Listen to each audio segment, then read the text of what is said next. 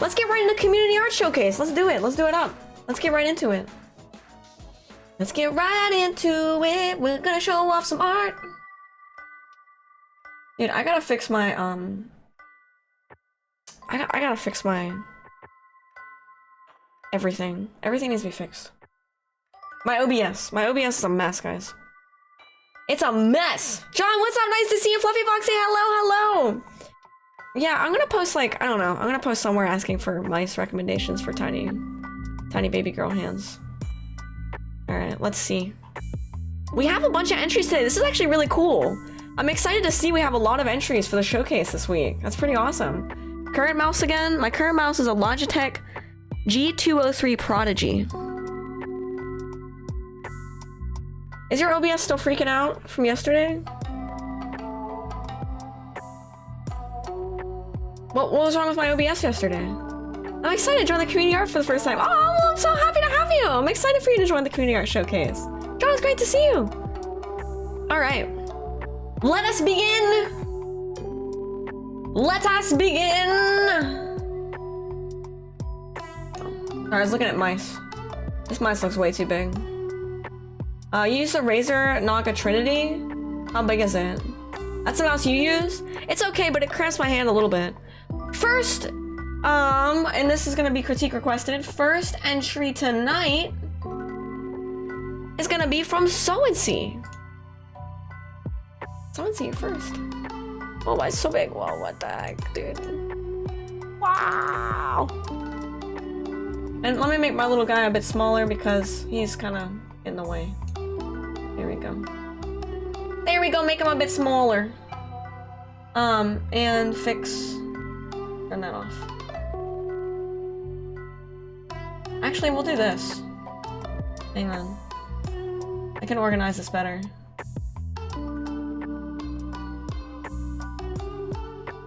Okay.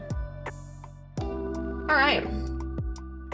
The first piece by So-and-See. Hi, Raylan! Hello, hello, nice to see you! Thank you for coming by. Oh, sorry, pet's in the wrong position. Let me fix it. Oop. Oh, my tiny little guy. So this is by So-and-See. I'm gonna zoom out a tad, actually, so you guys could see it a bit better. There we go. The universe doesn't have to be real to be enjoyed. By the way, the theme for this week's community art showcase is text and art. So each art piece this week has some kind of text in it, and we're gonna talk about how to integrate text and art in an effective way, and all the different ways that text can be integrated into art, and how to kind of explore how text can be woven into the visual art medium as a whole. We're gonna explore that. I gotta put my hair up, it's too crazy big. Manatee, nice to see you, hello! How you doing? How are you? Thank you again for the raid. It was yesterday, right? Thank you for the raid yesterday. How are you today? All right, so this first piece is by So-and-See. So-and-See says, I guess the wait, this is too loud. Okay. Wait. Volume mixer. Why is everything so loud? The universe doesn't have to be real to be enjoyed. So-and-See says, I guess the crazy thing here is how simple but meaningful text can be. Yeah, that's true. Sometimes things don't seem real to me, but I remind myself of this every time and it soothes me. Ooh. And then there's an alternate version here too, where it looks like the Aurora Borealis is a little bit stronger. Currently procrastinating doing a lab report? Well, you can procrastinate here with us safely. This is a procrastination safe space. You made a submission and just forgot to post it? Go ahead and post it. Go ahead and post it, and actually then I will close off entries. Hi Mimbis, nice to see you. How you doing? Hello. The slide highlight's really nice. Yeah. So I like this piece. I like how there's two pieces, two different versions. I think that really emphasizes like kind of like the impact of like the Aurora Borealis and looking at it. I like how the highlighted real and then enjoyed, those words are highlighted as well. I like that. That's pretty cool. Hi Mayans, thank you for being here. Mwah! Thank you. Welcome on in. Aurora Borealis, at this time of day, and this time of year, in this part of the country, localized entirely within your stream. I know the time warp. For sure, incoming. Hi Faceman, welcome on in. How you doing? Welcome to the stream. We're doing community art showcase. This first piece is by Big Mama So-and-See in the chat. And the theme today is text and art. If you see critique requests on the screen, that means you can go ahead and give your constructive criticisms for the piece. And we like to have a few rules for community art showcase night. If you're new here, we try to keep critiques constructive. And so if you see something that you think could be improved in the piece, we want to make sure you really break down like why you think it doesn't work for the piece, and then how you think it would work, you know? Our goal is to uplift each other and make help each other give each other like direction, right, for our art focus in the future. Steamed tofu's, delicious. Delicious. All right, it's posted. Okay, let me go ahead and close off submissions then, since you posted it. Submissions for this week closed. Okay, there we go. You have 2 pieces. If you wanted to pull the companion piece the same time as the first. Okay, that's good to know. When I get to yours, I will. Hope not the only one young one here. Like, you're supposed to be 13 or older to be on Twitch. If you're younger than that, then you should not be on Twitch at all. Like, literally, it's against TOS. And for this particular stream, I'd recommend like 16 or 17 or older, okay? Because I do swear occasionally. I don't do it excessively, but I do swear occasionally. And we do deal, this is not necessarily a stream geared towards children, although I try to be accepting of all age groups. Like I said, recommended age 16, 17 plus. Kind of like a... As long as you're chill and mature, you're fine, you're welcome. Well, it's okay, you're busy. I understand you're busy. Left visual images and DMs with my mouse compared to my hand. All right, I'll check it out, Dawn. Thank you, I appreciate it. So NC, this is interesting. So in your little artist statement about your piece, you kind of put... Wait, let me scroll up, hold on. You put that, how simple but meaningful text can be. It's really true. Like, I think that the text in your piece really emphasizes, like, the intent that you're going for with the piece. Like, I think without the text, it would feel a little more empty. Like, a little more minimal, you know? But I think that the text, it kind of gives it, like, an inspirational poster sort of vibe. Or, like a poster, like... It's sort of, the text used in this particular piece is sort of directing the viewer on what to focus on in the piece, which is like, you know, maybe the vastness of the universe and like the beauty of that vastness and that emptiness, that kind of thing. So I think that the text is used in an effective way in that manner. One thing that I would critique about the piece, and I don't know if this is necessarily, like, there's no, like, there's not like a hard rule on, yeah, motivational post vibes. Yeah, it definitely does have motivational post vibes, you know? Let's see, the offset helps with that feeling where you talk, oh, the offset, yeah, the offset and where the text is. I like that. I like the location that you chose for the text as well, very, very much so. I think if it was up in the sky, it would be too busy, and I think if it were spread out evenly along the bottom, it would be too kind of centralized, you know? So I actually really like that you put it in the bottom right. One thing you could play around with text is like your alignment. So like, right here you have the text kind of floating toward the bottom right. You could try doing like a center align so that right now you have a left align, which is like the default if you're using like Paint Tool Sai or something like that. But if you have like a program like Photoshop or Clip Studio that let you change alignment. Oh, you have 2 pieces for tonight too? Oh, really? I thought you meant these 2 pieces by itself. Okay. Let's see. Then do you want me to, I don't see 2 submissions. I only see these 2 right here. Did you submit anything else that I'm missing? I like the less bold lights, but they could be brighter for realism, otherwise it's amazing. Hi, Howdy, nice to see you! How are you? How's it going? It's like suburban mom painting and I love it, Arm says.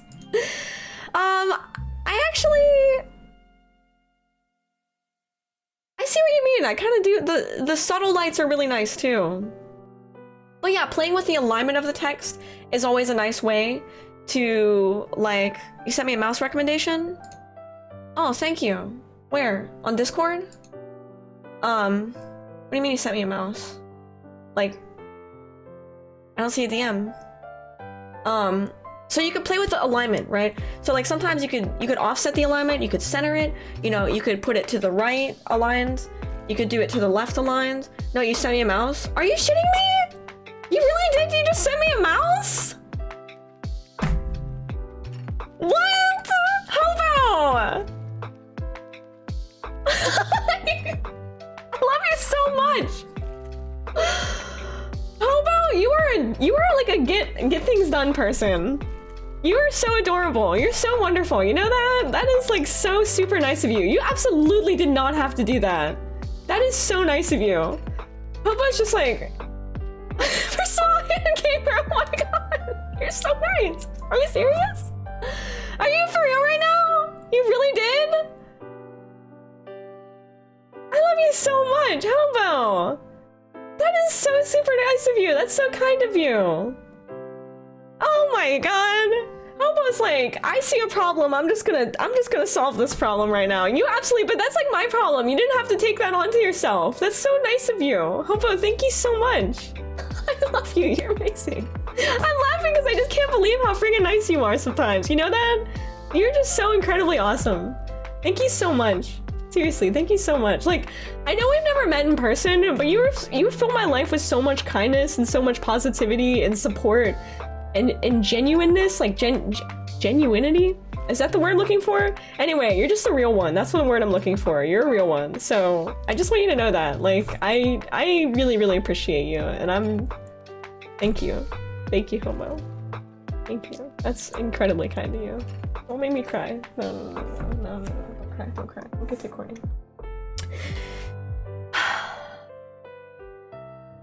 Yeah, Hobo's just like, I know, when Hobo says I sent you a mouse, I just thought like, here's a recommendation for a mouse that you can get. I did not think that Hobo actually got me a mouse.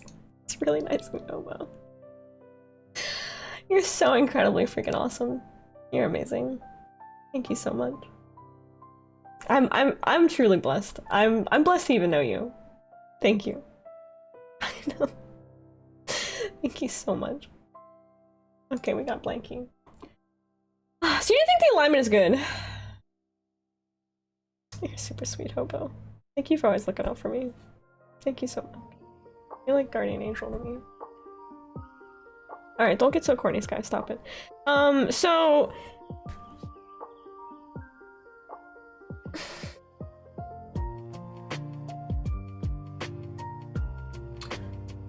I could be trying with a center alignment, or like, because it's centered to the right of the canvas, maybe a right alignment might make a little more sense, plus a treat. You did not! You did not! Hobo! Oh my god! You spoil me!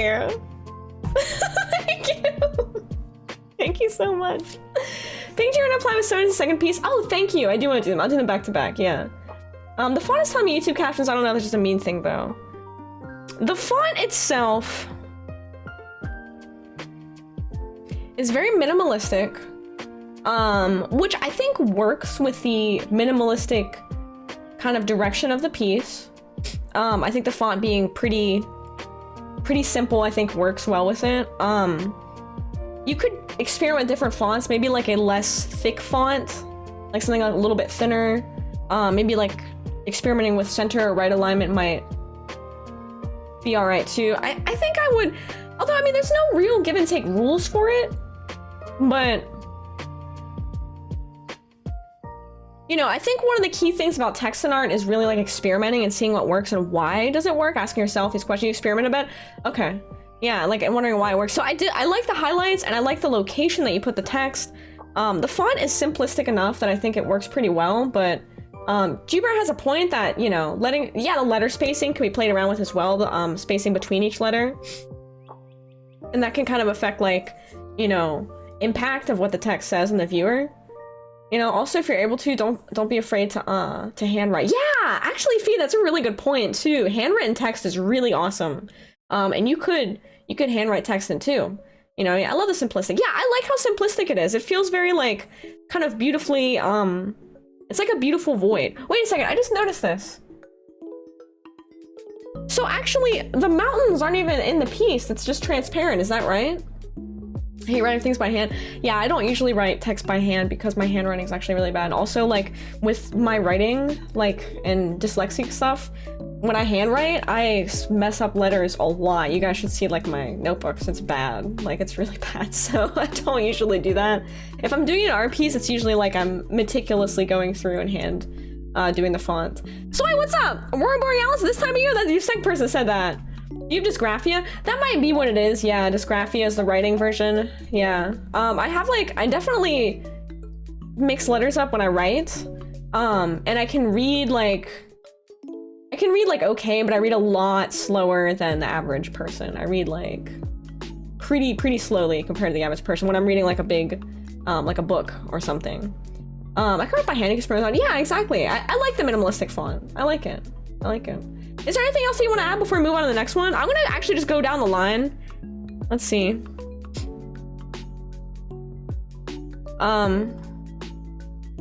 Well, actually, so yeah, we'll do your second one because Limo isn't here at the moment.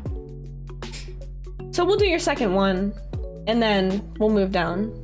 You know, just in case Limo pops in, because I know that their piece is coming up next. I always handwrite because I cannot stand the fonts my art platform has. Yeah, finding good fonts is really important. Sorry, I can't get over how nice you are, Hobo. I like literally just can't get over that right now. You're so freaking nice. Thank you so much. I just like, I'm in awe right now. Thank you. It's really nice of you. Writing in cursive helps dysgraphia. Oh, really? You know what? That makes sense because the letters kind of fuse together, and so they flow almost like drawing. Odie, that actually makes a lot of sense. Wow. Makes a lot of sense. What I like to do is put the writing in text and then trace over it. Yeah, that is smart actually, Manatia. That's a really smart way to go about it.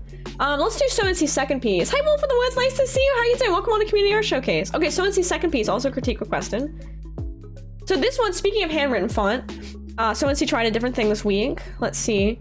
So this is her second piece. Second piece this week, adding a band logo aesthetic, nice, to my name. And it's been a good few years since I've done anything with my band logo abilities. Very cool. Very nice. Okay, so this one we're going for like a, this looks like a, maybe like a early 2000s, yeah, like a band logo for like a screamo band or like a metal band or something, maybe like death metal or something, you know?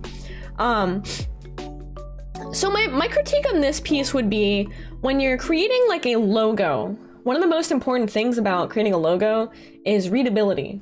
So we want to always make sure that the logo itself and the design of the logo and all the little accents and accoutrements and things that go along with it lend itself to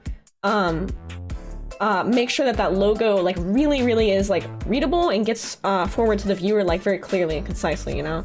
That's like basically when you design a logo, you have to design with that as the foundation work for your concept, you know, for what you're working with. MP Bear, nice to see you back. Hey, hello, how are you? Welcome on in. We're doing community art showcase night tonight. So we're going over different community art, artwork that's submitted by the community. Let me lower this volume just like a tad here. That was too low. Oh, Jazz. Yeah, Jazz. Doing good. What about you? Heck yeah! Yeah, it's a fun time. Feel free to jump in and join in the critique. If you see critique requested, it's okay to add your critiques to the piece. We try to keep criticism constructive, as always. You're too precious and kind not to help. Oh my gosh, Hobo! Stumbling in your shoes on those positive things and how do I life in a long while? Hobo! You stumbling into my stream is one of the most positive things that's happened in my life. That's how I feel. Oh my gosh! Thank you so much. Thank you. You're wonderful. You're a wonderful person. Go hug those puppos for me. Go give them hugs. Hold on. Hobo's making me tear up. Hold on a second. I'm hecking.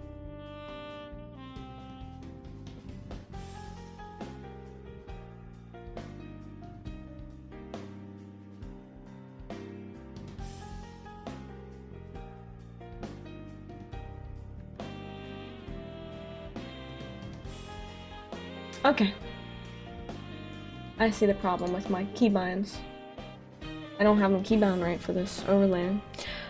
So I get unreasonably happy to say hi to me. Oh, Wolf, you're so sweet. I get unreasonably happy when you join the stream. Thank you for joining. Thank you for coming by. It's really nice of you. Thank you so much. So Odie says I recently did an art project where I made a pencil that basically gave people temporary dysgraphia. Really? Wow. It's really been around 2 years. Oh my god. I cannot believe it. That's crazy. 2 years! Thank you so much for your support. Thank you for the Prime sub. 23 months stream. Thank you so much, cousin. Thank you so much. Oh my god, the slime is on the face. Hold on. Thank you so much for your kindness and support. How are you doing today? What's up, cousin? How are you? Thank you. Sky, like Hobo, you changed my life. Oh my god, y'all are not hitting me with this sweet stuff right now, with this corny stuff. I can't, my heart can't take this. You all are so freaking nice, I can't take this. When I found you, I was in a really rough patch, and your happy presence felt very warm and welcoming. Thank you for saying that, and thank you for being here, Arm. You are absolutely a sweetheart. Thank you. Y'all, I can't. No, this is critique time, not, this is... What is this?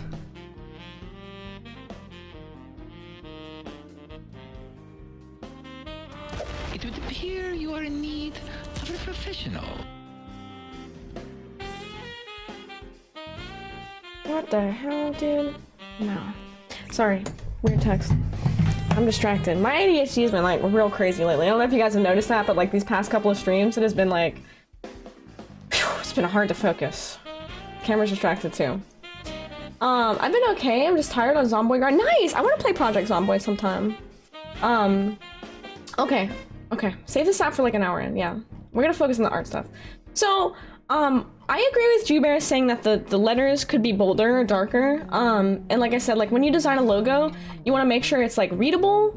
You want to think about like, okay, like basically the thing about graphic design that kind of differentiates graphic design stuff from like illustration stuff is that like every single move you make, graphic design is similar to pixel art. This is what I would say. So graphic design and pixel art both are similar in the same way that every single kind of thing, mark that you put down in both graphic design and pixel art needs to be extremely intentional. Hi Priz, welcome! It is now that you're here. Hey! How you doing tonight, dear? What's up? Oh, Todd, that makes me so happy! It makes me so happy to have you left monitor just chilling in the voice and music while art stuff's going on. That makes me really happy to hear that. I really appreciate y'all saying these nice things. Thank you. It's super nice to hear. Hi Alice there! How you doing?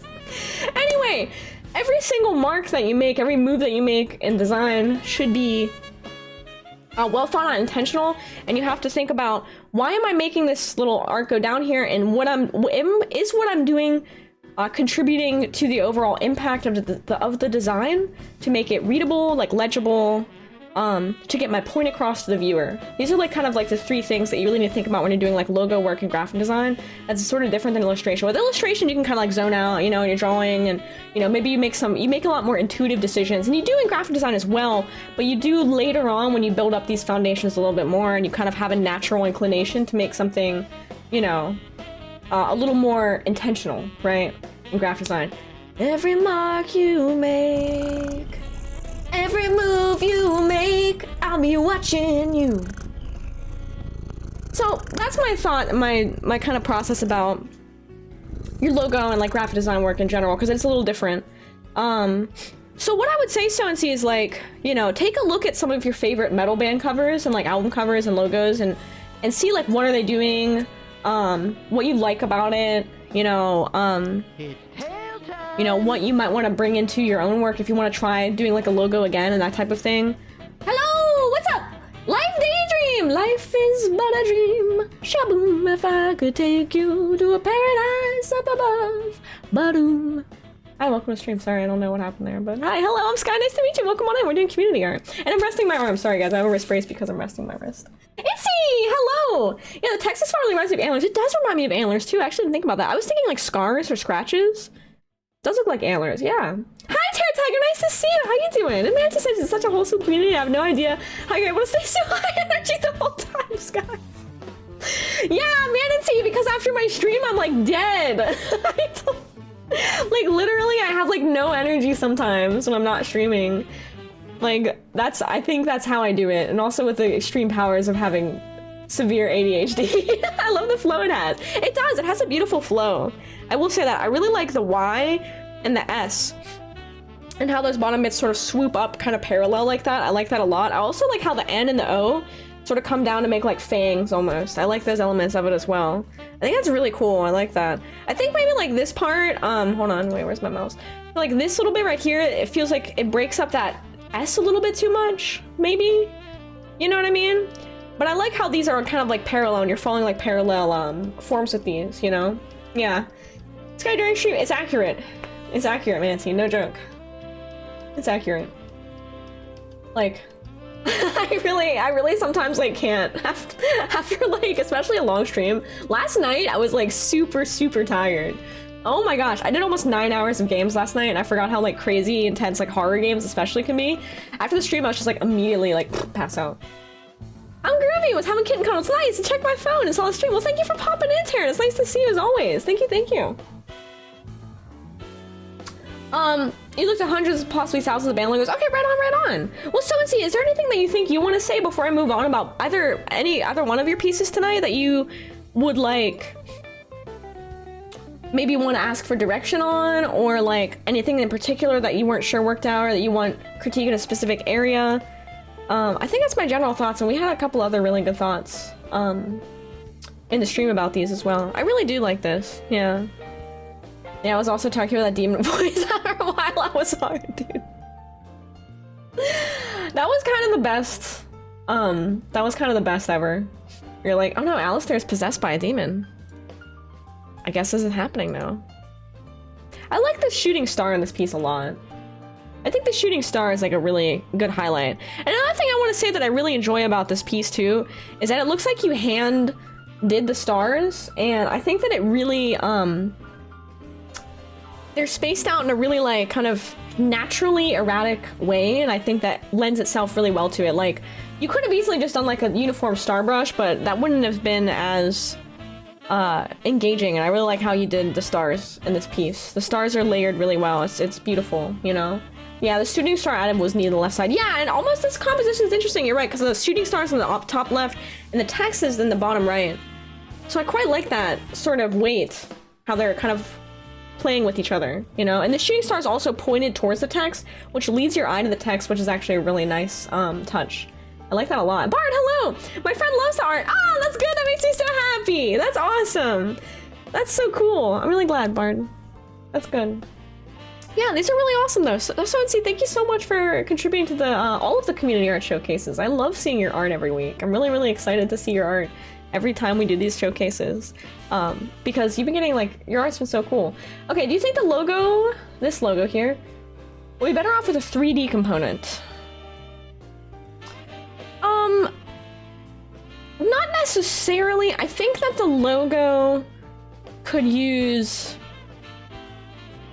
I think one of the things that makes the logo difficult to read is that the nature of it being all pencil, and it looks like all the same weight of pencil, and the way that you're kind of using these circular motions to create the letters, and then like you're kind of, you know, you're doing like kind of a mix of different marking types to create the letters and the forms, but the markings and the forms are sort of the same darkness, the same value, and I think Jubear pointed that out too, like, yeah, that's the link right there, Wolf, and it's closed for tonight, but you could submit for next week. We'll have the theme announced very shortly here. We're gonna vote on it. We vote on it every Sunday, and the showcase is every Sunday.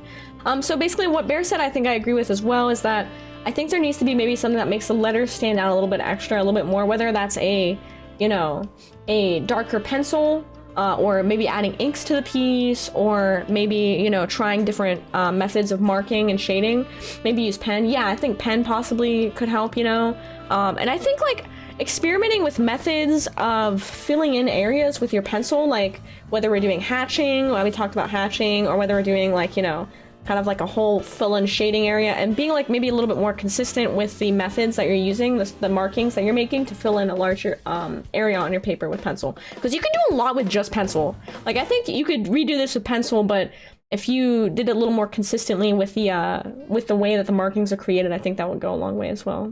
Yeah, Diablos! Nice to see you back! Hey, thank you again for the raid yesterday! How are you doing today? I think it's kind of artful when extreme metal logos are unreadable. Yeah, no, and that's absolutely true, because there are a lot of metal logos. You're right, and that is true about metal logos. You make a very good point that metal logos in general oftentimes are not as readable. So let me get like an example of that really quickly. Hold on. So like,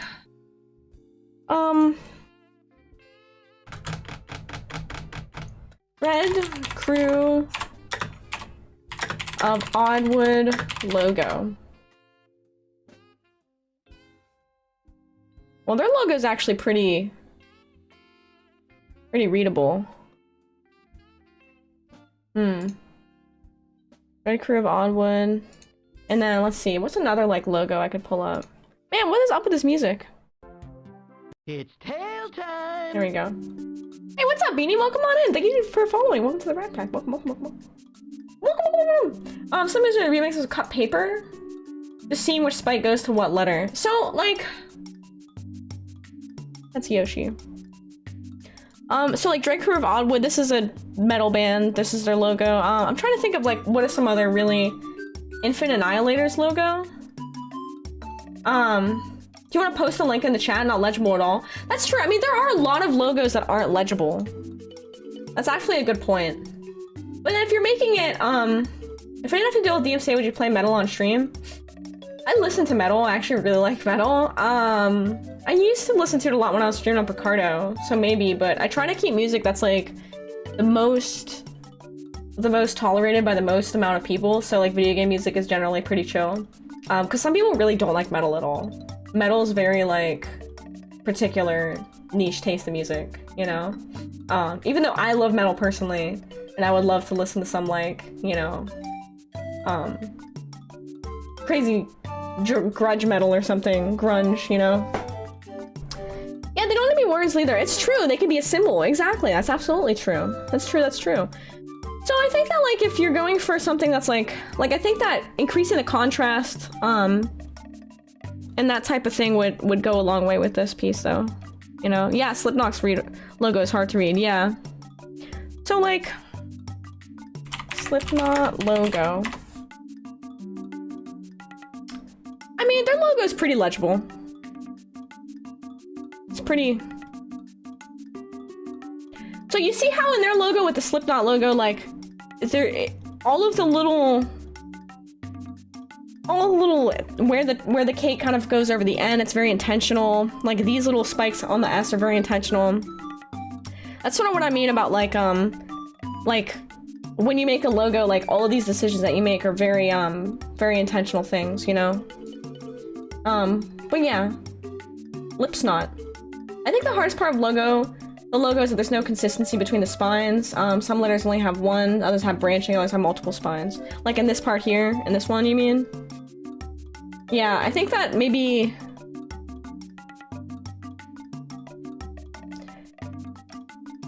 That's... Okay, so this is a good way to put it. So like in this piece, the shooting star leads your eye to where the text is, right?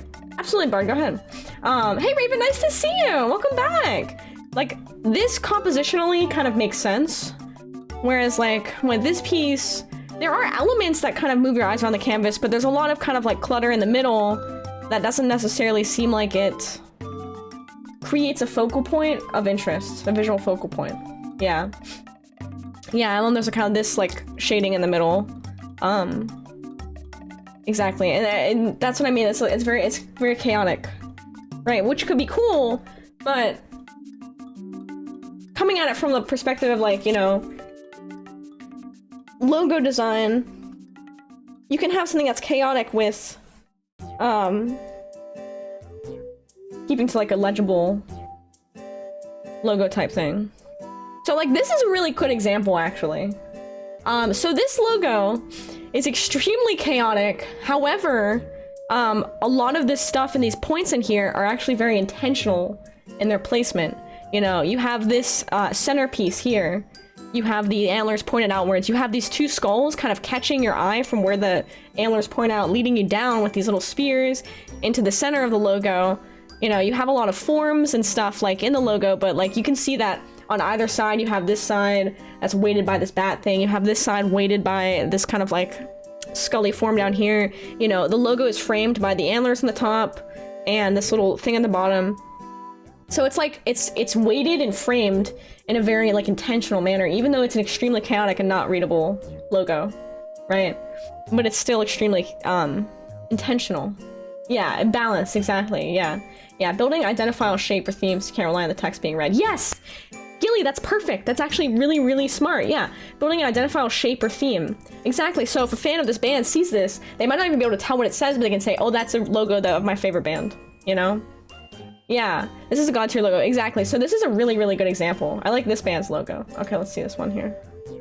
And this is another great example as well. Super hard to read. It looks like Signs of the Swarm. Yeah, Signs of the Swarm. Very hard to read, but also very intentional, very balanced. All of the placement, all of the, even the direction of like kind of the fur that comes out of the text is very intentional and placed there in a really like kind of meaningful way. You can see that the fur on the text kind of leads your eyes around the logo. It kind of frames it and holds it, you know? The logo is weighted at the top by the little wings, by the antenna, and then like down here, it's very intentionally put together. So yeah, you can have a logo, hi George, that's not like super legible, but it still has that intentional nature of graphic design, right? Thank you so much for submitting. I actually really appreciate it. I like talking about text and art. This is really cool. I like it. Upper or lowercase or stick to both. I don't think there's necessarily like a rule with logo design. I think it depends on what you're... It depends on how it... Like, you know what would be cool in this zone is if the S and the Y were both the same size, and then the O, E, N, C in the middle were smaller, and the S and the Y sort of weighted either side and framed the whole piece and held it together like a sandwich. Like, that would be really cool, you know? Yeah, making a metal logo is crazy. Oh yeah, logo design's nuts.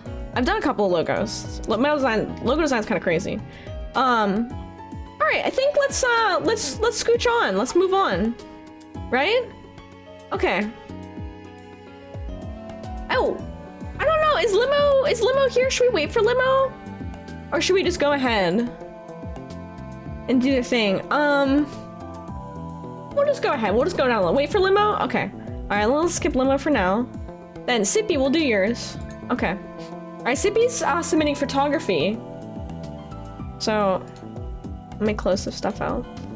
Okay, so we have this piece here, and let me pull up your second piece, Sips, as well. Thorn, hello, nice to see you. How you doing today? What's up? How are you? Thorn, I love you and you're amazing. That's your reminder for today, if you needed it. Okay, and then a companion piece as well. Okay. So we have two pieces. I like this piece a lot more right off the bat. I think I like this framing and this composition a lot more. This piece, I don't know.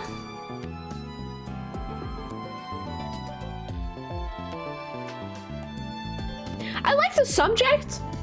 I think it's kind of a strange subject to see a fire hydrant so far in just like a field. I like that as like as a subject. I like that. It kind of creates a strange space. Hey, Bird! Nice to see you! Yeah, we're doing art, community art night. Yeah, this is awesome. This is actually perfect that you're here. Feel free to jump in and join the group critique on the pieces that we're showcasing tonight. These pieces are by Sippy Seb in the chat. The theme today is Texan art, so we did So and C's pieces here, and now we're working on Sippy's, and Sippy's are photography pieces, which is really cool. Mobile? Oh, no problem. Take your time. Take your time. So I think that, like I said, I like the subject of this one here. This is quite an odd little, like, kind of fire hydrant in a field. Is very strange, but I really like the framing and the composition of this piece. I like the super red fire hydrant paired with like the red from the sign. I also like that you got a little bit of the yellow like curb right there at the bottom, and it's sort of like at an angle. And I like how the curb is at an angle, the horizon's at like a horizontal. I like that framing a lot. I like the blue of the sky sort of contrasting with the colors in the bottom of the piece as well. Oh, wow, that was a big one. Don't worry, I'm fine. That's just my neck. I put this in a 1-on-1 ratio, slightly zoom in the hydrant, maybe a color touch-up. Yeah, Bear, yeah, you might be onto something. I think maybe like some color work in this might be interesting, like maybe emphasizing the color of the hydrant, dulling out the color of the field. Could be interesting to play around with that kind of stuff as well. Yeah, and the framing could be changed. I see what you mean there. You know, I love the showcase idea. I love the showcase so much. I love doing the art showcases. It's so much fun. It's such a blast. We do them every Sunday now. My critique is getting up closer to the fire hydrant, framing it off center. Yeah, I think so too, Odie. Yeah, so I think Odie and Bear agree. I think the center framing is like, yeah, it could be more dynamic. It's a little direct, you know, a center frame, which works really well if you're doing something like a portrait, you know, and you're focusing on the subject itself. But sometimes like a direct center composition is a little bit, yeah, rule of thirds is really important in photography. Yeah, you have like 3 divisions of the, Yeah, it's in the center. Okay, so I think everyone has the same sort of critique. Hey Thorin, how's everyone today? How are you today? I'm doing great, how are you? We're critiquing Sippy's photographs. But yeah, that's why I really like this one, right? So, because this one, you have the top, you have this sort of empty strip in the middle, and then you have this sort of really like kind of packed bottom third as well. So you have this like really nice kind of more dynamic composition. Like it's a little more interesting to look at versus this one. It feels not as interesting to look at because of the center composition, you know? You get so close to my subject when I do photography? What do you mean? Oh, you mean you get physically close? Absolutely. Yeah, and everyone has a different style, totally, you know? And so that's another thing that's actually interesting. So when you're doing photography, you could play around with depth of field and that type of thing. So for example, if you went down a little bit further and you got closer to the fire hydrant, and then you kind of had a depth of field effect in the background, which if you can't do with your phone or your camera, you can actually do in Photoshop too. You can kind of gauge and blur out the back a little bit. And you can really start to play with like foreground versus background. When you're in photography, and that makes it really interesting, like where you start to have that sort of that play. Oh, you're going for contrast between the two? There's definite contrast between the two. Yeah, absolutely. Yeah, this is like a very flat, straightforward image, and then this one's like a very like also very organized. They're both organized. That's the oh sorry, I just slapped my mic. Hi Jack, how you doing? Dawn is the best. I love them too. They're both very deliberate, and they're both very organized images, right? I like this. The first might work more as a black and white. Yeah, that would be interesting too, to play with black and white, because then you're working with value. I did not find a third hydrant in the same space and time to make a triptych. That's pretty cool. Sippy, I'd love to see more photography work by you. I really would. I'd love to see it. It's really cool. I like to see this. Like, it's interesting to see when people do photography work, because you can... Dude. Hold on. We just need some Animal Crossing music. There we go. Because you can really tell, like, how someone thinks about or sees the world around them when you see their photography, and, like, you can see, like, the kind of intentional framing of these pieces, which is very interesting. And it's really cool. It's almost like, I imagine, like, I don't know how many photos you took, but looking at your work, I would think that you took a lot of photos and you were very like kind of deliberate and intentional about the framing in them. And Thor says, I'd like to point out something about centering in photography. Something being the center with it being face on can create a sense of strangeness. Yeah, and that creates a specific kind of mood. It can be used to create uncanny valley scenarios. Yeah, where something looks unreal. That's a really good thing to point out. Hi Panda, nice to see you. How you doing today? The bright red, this one against the neutral environment, super good. Yeah, I really like that as well. I also like the red in the fire hydrant versus like right next to the red in the sign, and then like the neutral environment, you know? Sorry, stop talking, but I just realized your camera follows you and it's so cool. This is a thank you to Seth. Seth in Space helped me set this up. He's amazing. He's super smart and really pro streamer. JFM's here! Hello! It's so nice to see you! I'm dropping back to say hi right on. I have to get back to work. I'll be back later. No problem! I'll be alive for like probably like 4-ish hours? 4 to 5 hours tonight? I think that's about how long it'll be. I'm gonna go to the showcase. I'm not gonna draw tonight because I'm resting my wrist tonight, but I'm using the showcase as sort of a time to like keep my wrist braced and rest it. But thanks for popping in! Have a good time at work! Take care! Thanks so much for popping by. So what do you think, Simps? Do you think the critique of people in the chat, do you think it was on point? Oh, it's a little late, but I want to mention I use symbols in my logos. Oh, right on! Oh, that's so cool! Wow, oh, you threw out art from a certain period? Oh no. It's okay. I don't have a lot of art from a lot of my life either. Yeah, the fire hydrant and the sun almost look like best buds. They do look like best buds. They look like friendos. Kind of interesting. Looks like a gorgeous day out too there. I think the sign is telling the fire hydrant not to park there, but the fire hydrant's just like, no. I need to reshoot the buried one. Yeah, I would like to see more, like more framing and more photography work from you. I like this. I also like the location as well. It's a really beautiful location.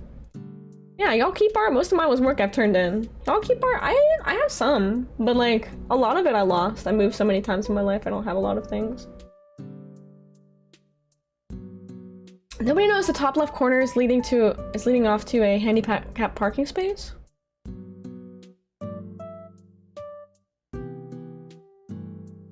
Top left corner?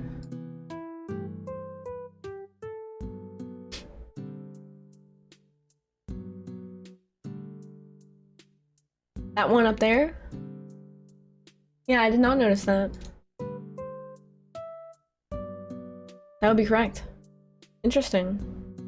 Yeah, I didn't notice that. Oh, I see now. Okay, okay. Wow, that changes everything. Because I thought it was just this endless field. And now I know it's like right by a curb. That's actually really interesting. That does change it. Yeah. Super neat to, yeah, super close abstract shot too. That would be really cool as well. Hey, Cheese Wedge! How you doing? Yeah, slight crop, and I think it could have been in a field of abyss. Yeah. That's interesting, huh? Very cool work, Sippy. Thank you so much for sharing. Thank you. I love to see everyone's like different creative visions with these submissions in the showcase. It makes me so happy. We did Someone's second piece. Let's keep going down the line. Actually, wait, go back up here. Let's do this. I should really deal with my photography backlog. I have thousands of shots. Ooh, really? I used to like photography. I used to do some photography stuff. I used to like to do like animal portraits, you know? What theme is it too late to share? The theme is text and art, and it's probably a little bit too late because I have a bunch of submissions to go through, and I want to give everyone the time. However, you could totally submit to next week. We haven't decided the theme yet, though. I think if you're wanting to explore the grungy Warren stuff in that hydrant, yeah, worm's eye view, looking up super close would be really cool. Yeah, really get it close to the paint chipping and rust. Yeah, and really show off the grunge. That would be interesting too. I'm working on working photography into my senior design project. Oh, that's so cool. That's awesome. Good luck with your senior design project. Also, that reminds me too, I guess with that, it's important to say, when we do critique, it's in no way saying like, hey, you should make your art a certain way or that, but we're kind of trying to give out ideas, you know, potentially to try and all that. So like, if you already have your own vision, that's cool. You know what I mean? Like, we're not saying like, oh, stray away from your vision, but we're trying to kind of think of it as like pinging off ideas to help you sort of experiment with different aspects of your artistic process. You know what I mean? That goes for everyone in Sonecy, you as well. Okay, I'm gonna go ahead and yeah, we're trying to make it the best we can. Exactly, totally. I'm gonna go ahead and we'll scroll back up and we'll do limos and then we'll go down. We'll do that. Oh my goodness, hang on one second. Hold on, what? This is driving me crazy. Hold on. Okay, OBS. I gotta fix something on the fly because I have been meaning to fix this thing for the longest time and I have not. Source visibility.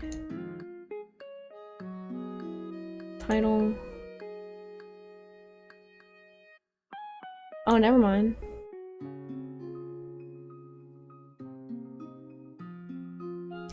My Stream Deck just doesn't even work now. Alright, hold on. I gotta do this manually. And I don't know where anything is. Okay, one second.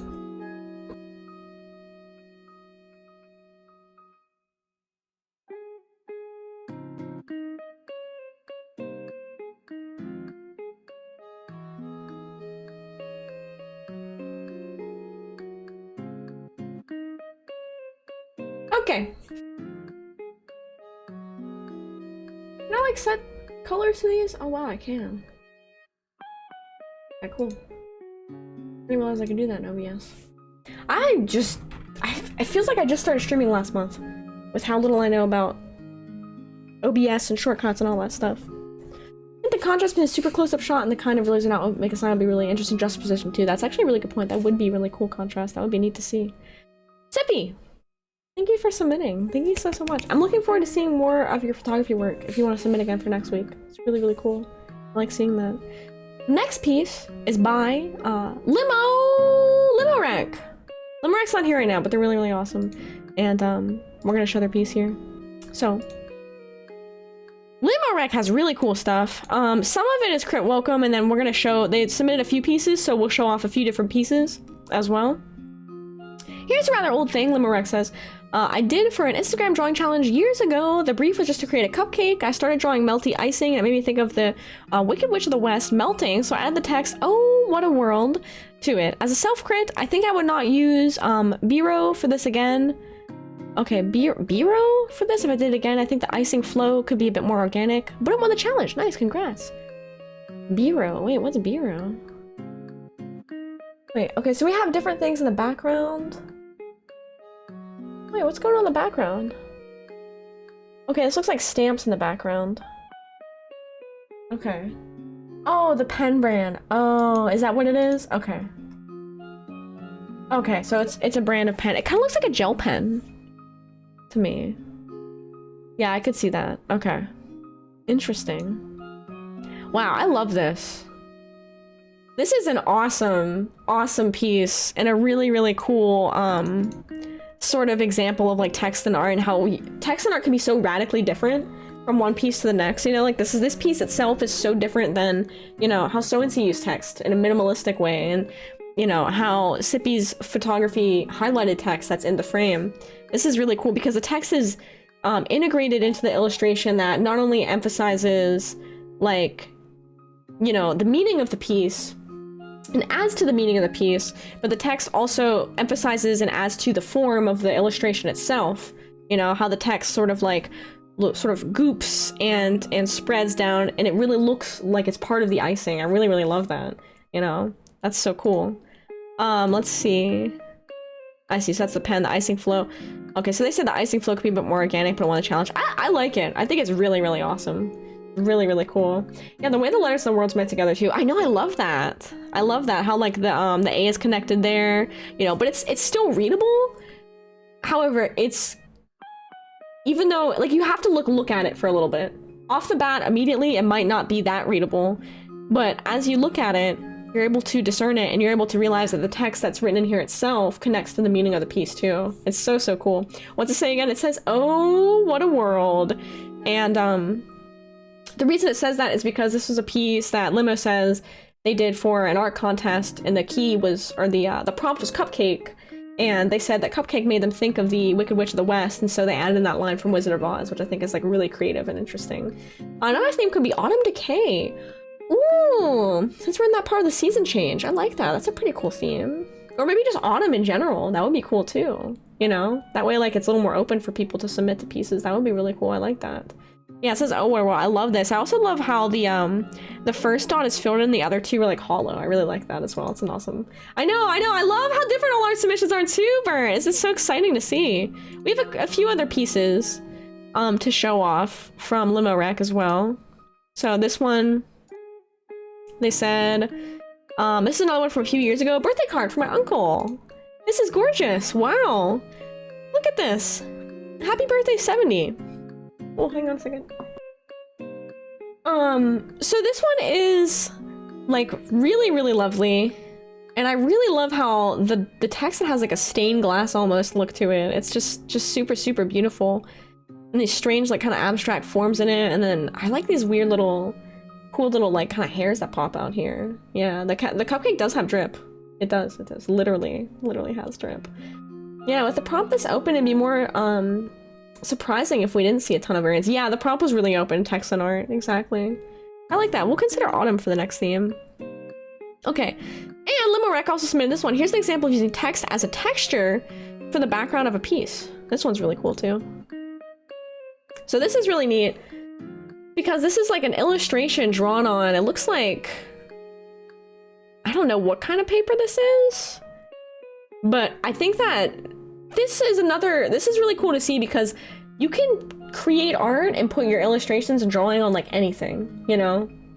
Me doing my homework, be like, I know, but it looks so cool because it totally adds to it, right? When you draw on your homework or your notebook paper or on graph paper or anything, yeah, the paper complements the subject, especially because it's like all these numbers and stuff and the subject is like a mind, you know, all these kind of things happening in the mind. It's really, really neat. Hi, Cara! Nice to see you today! How are you? What's going on? How are you today? Welcome on in. Welcome to Community Art Showcase. How's your day going? Fan art's on the way. What? That's so nice of you! Yeah, I love this style. This is so cool. It's very, very neat. That's awesome. So radical. It really reminds me of like super cool like 90s aesthetic with like the shapes and the lines and stuff from the brain. I really like that. Yeah, isn't that cool? This is my Limo Rec. There's a new friend here in our community. That's awesome. Oh, and they have one more piece.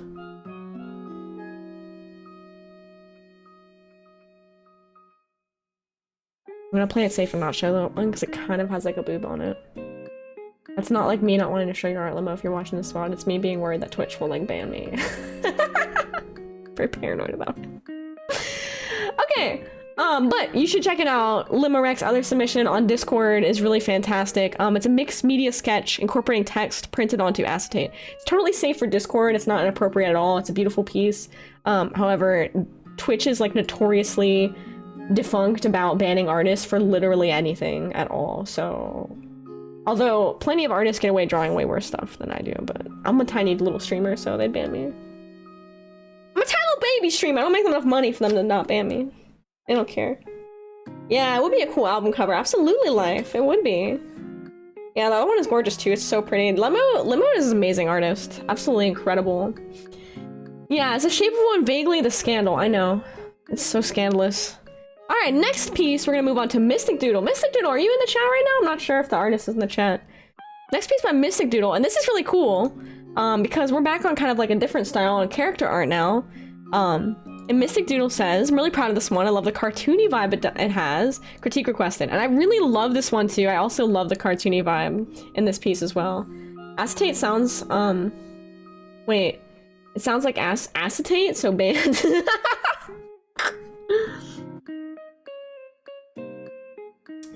Yeah, no, Twitch is like so ridiculous, like if you even draw like the line to suggest like buttocks, like they will slap you with a suspension.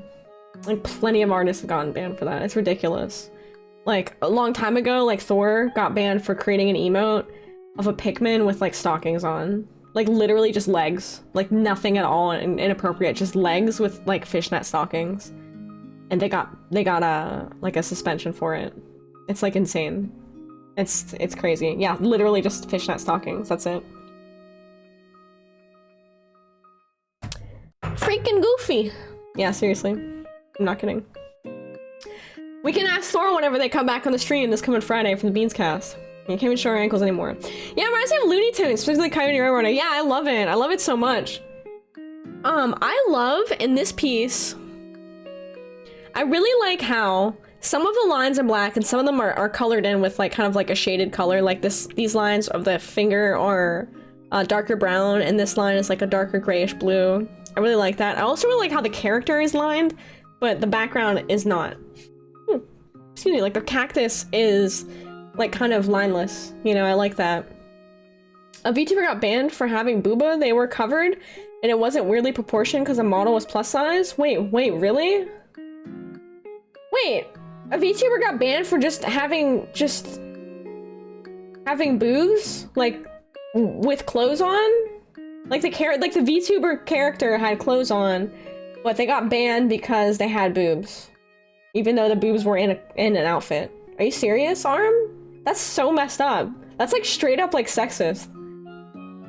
That's like, that's like ridiculous. It's like, dude. Twitch, please, dude. Please. That's just bonky, dude. That's so bonky. I can't believe that. They were a smaller streamer. I wish I could remember their name. I'll try to find them if I can. Yeah, so that's the thing too about like Twitch like bans and stuff, is that they pretty much are extremely inconsistent and they target smaller streamers. So if you're a smaller streamer, they don't really care. Like, you'll get banned. I mean, they don't care about like you staying on their platform. Like, they'll just ban you and that's it. But if you're a bigger streamer, like, you'll get maybe a day or less suspension.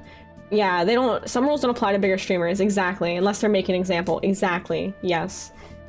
Yeah, a lot of rules don't apply to bigger streamers. It's fortunate. Very, very unfortunate. They're not consistent at all, and it's really, really stupid. And it's dumb. Yeah, what's next? Ban IRL peeps? I know, right? It's like, okay, like, you want us to wear like a suit of armor or something, Twitch? Like, what the hell?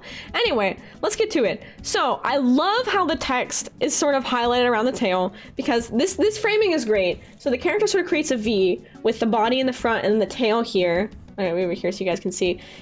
And the text sort of highlights around here. It creates this really nice like flow where my eyes are constantly looking around the piece, and it kind of, it frames it really well. Like, I think the framing and the composition are fantastic.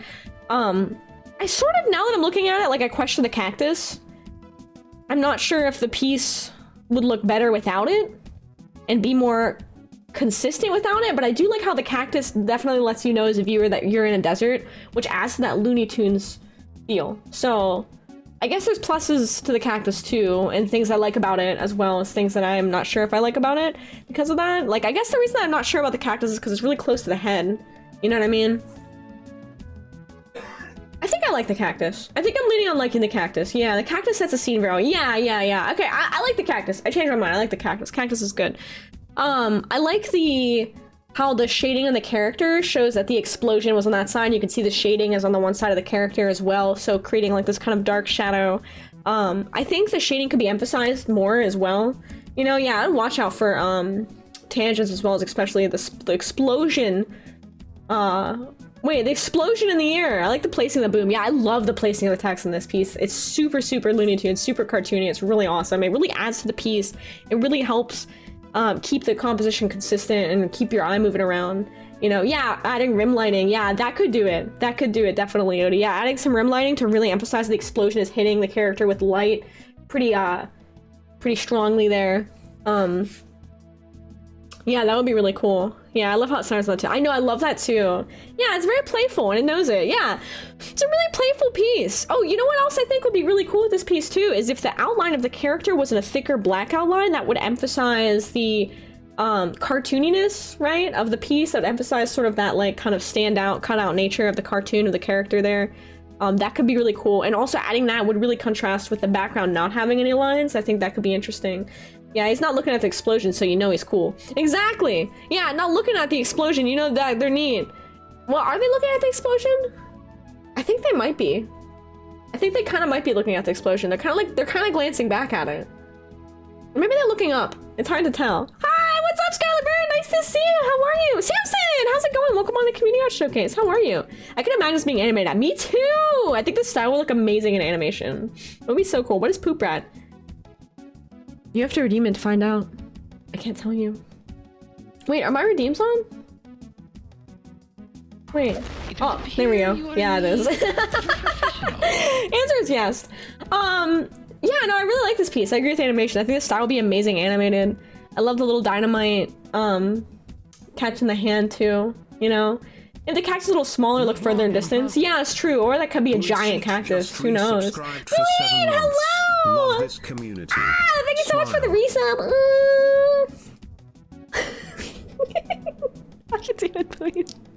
How are you? It's nice to see you today. How's your weekend going? Thank you so much for the resub. I really appreciate you. I appreciate that so much. An 18-story cactus. Dude, it could be. Have you ever been out in the Arizona desert? Y'all, those cactuses are freaking enormous. I've been there. Those cactuses are like the size of a house, dude. Some of them are massive. That's where podballs live, guys. They live in the cactuses. That's podball. This is a podball home right here.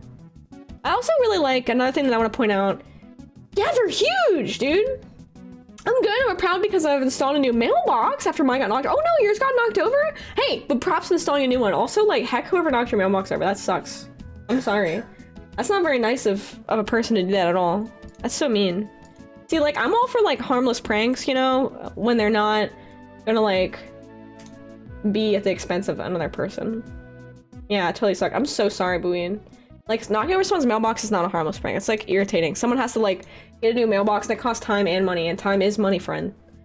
But, hey, you got a new one-ups. That's awesome. Good on you. Good on you. Mailbox destruction is a federal crime. Yeah, and also it inhibits their ability to get mail until they get a new mailbox. It's like so messed up. Like, dude, I would be pissed if my mailbox was knocked over.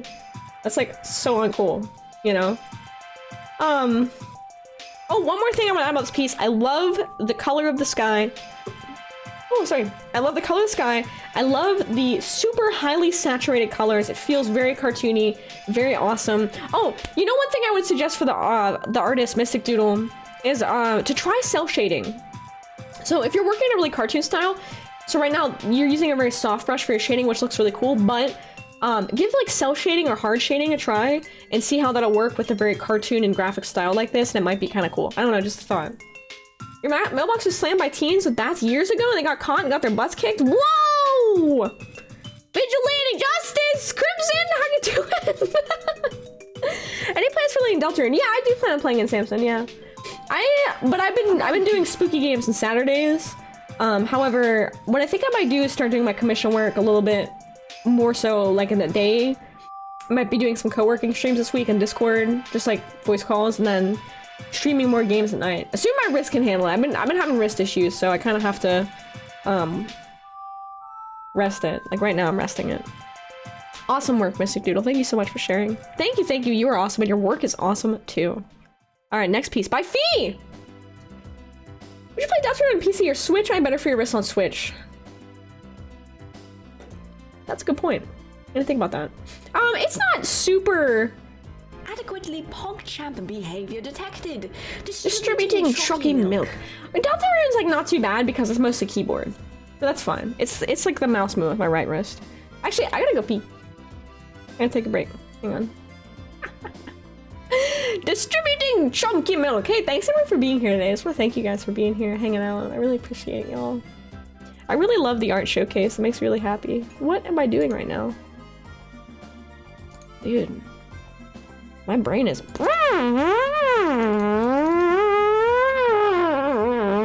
That's my brain today. Holy my molars. I'll be right back really quickly. You got nail stickers? Oh my god, nail stickers are so cute!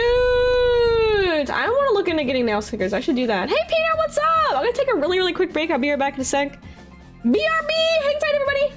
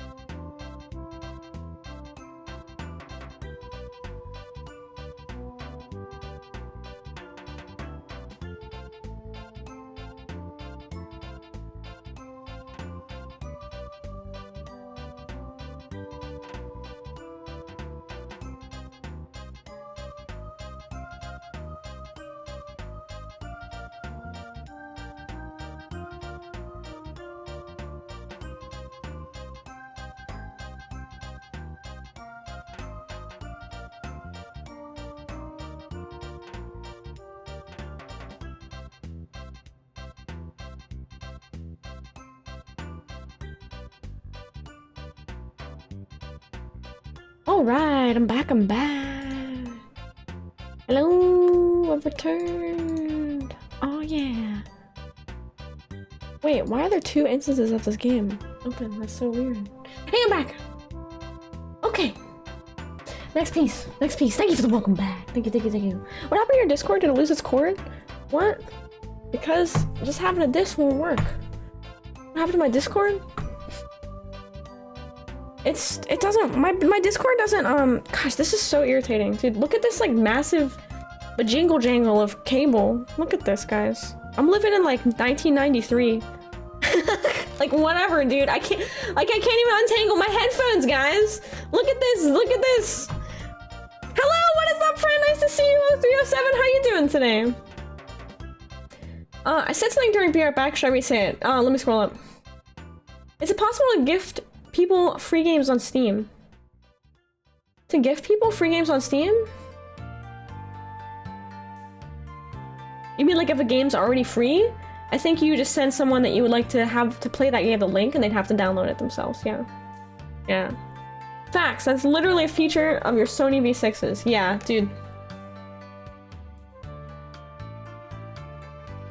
Before that? Okay, let me scroll up here for you, friend. Okay, for this theme, I was going to shade the show Word World, the show on OBS, kids about words turning into things. I don't understand. Peter, I don't understand what you're talking about. I'm so confused by what you just said. I'm so sorry. That's I just don't understand it. Lord Crystal says you're doing okay. Good. Right on. Oh no, you've broken your house from a window? Oh no, I'm so sorry. Uh-oh. Don't do that. Word World was not a bad show. Oh, it's a show. PBS Kids. Okay, it's a show on PBS Kids called Word World. Okay, sorry, my brain just when I read that. Hey, Pete's here! What is going on, dude? How are you? How's the arcade? How's everything going with you? Your YouTube's been awesome, man. I love your videos you've been putting out lately. Dude, thank you so much for dropping in my stream. Really appreciate it. It's community art night. We're showing off artwork from the community tonight. And we have group critiques as well. How's everything going with you? How are you? Wow, okay. Do not nom my tangles. Oh, you mean these? I thought you meant my ankles. Oh god, so busy. I've submitted some art for you. You submitted some art for the showcase? Okay, hold on. We gotta show this. Alright. Alright, you ready for this? Hold on. We have some nostalgia nerd art. We gotta show this art. This is amazing. Oh, I gotta zoom out. Alright. So here we have a piece.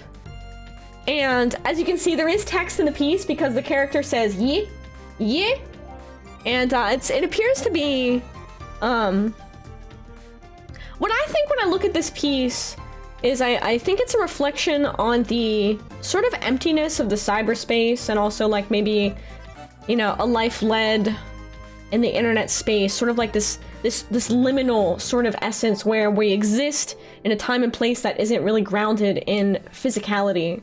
You know, emphasized by the white background and the sort of thin and minimal use of line. Also, the chaotic scratches on the keyboard and sort of some of the lines being a little more chaotic and overlapping emphasize that maybe there is some underlying duress being trapped in this liminal time space of the internet as well. I'm so pleased you understand its meaning. Thank you. This reminds me of playing an N64 demo at a GameStop inside an empty mall. That's good. I like that. The dent in the head's very symbolic. Yeah, and also like the text. Where I think he's saying yeah. But it's almost like unsure, you know? It's almost like he's unsure of itself. It's almost like his text is blurring into runic symbols or nothingness even. You know, to really emphasize floating into the space of nothingness. The void that is the internet. Yeah. Are they playing Quake? It looks like a guy with a bow. This is a guy holding a longbow to me, and this is a guy holding a sword, and this is a guy with a hat. Oh no, he's the tank. He's got a shield. So I think they're playing RuneScape. It's due. Thought I was like old school RuneScape. The void that is the internet, as interpreted as canvas. Yeah, you can see a little face at the bottom. Doom and MS Paint. Oh, that's a shotgun poking out. Okay, I see. That's first person. Okay, I see. I see it now. Oh yes, and it's an old computer because this is the stand. This is where the floppy disks go. Oh my god, Pete, I had a moment. Speaking of floppy disks, dude, alright, I was playing this game last night called Stay Out of the House, and there's this part where you had to like, you know, you had to flip the switch on an old computer where you have to unlock the floppy drive and then you had to pull out the floppy disk, right? And so I pulled out the floppy disk, but guess what? My inventory was full, so it fell to the floor, and then it proceeded to clip through the floor. So I was then soft locked on my save of that game. I was so pissed. I wasn't that pissed, but I was a little like, bro. Damn floppy disk clipping through the floor. Oh my god, Katsuna! How are you doing? I miss you! How are you? How's everything going with you? You're amazing. You know that? You're wonderful. By the way, hey, everybody here who doesn't know Nostalgia Nerd, or Pete, or Matt, y'all need to go check out Pete on YouTube. Y'all need to go check out Pete's YouTube, okay? Hang on. His YouTube. I'll link in the chat for everybody. Nostalgia Nerd. You know. Just so you know. Y'all go follow. Yeah, you forgot about Matt? I'm so glad I reminded you about Matt. Go follow Pete on there. I was gonna give you a shout out, but you like never stream, so I'd rather just plug your YouTube.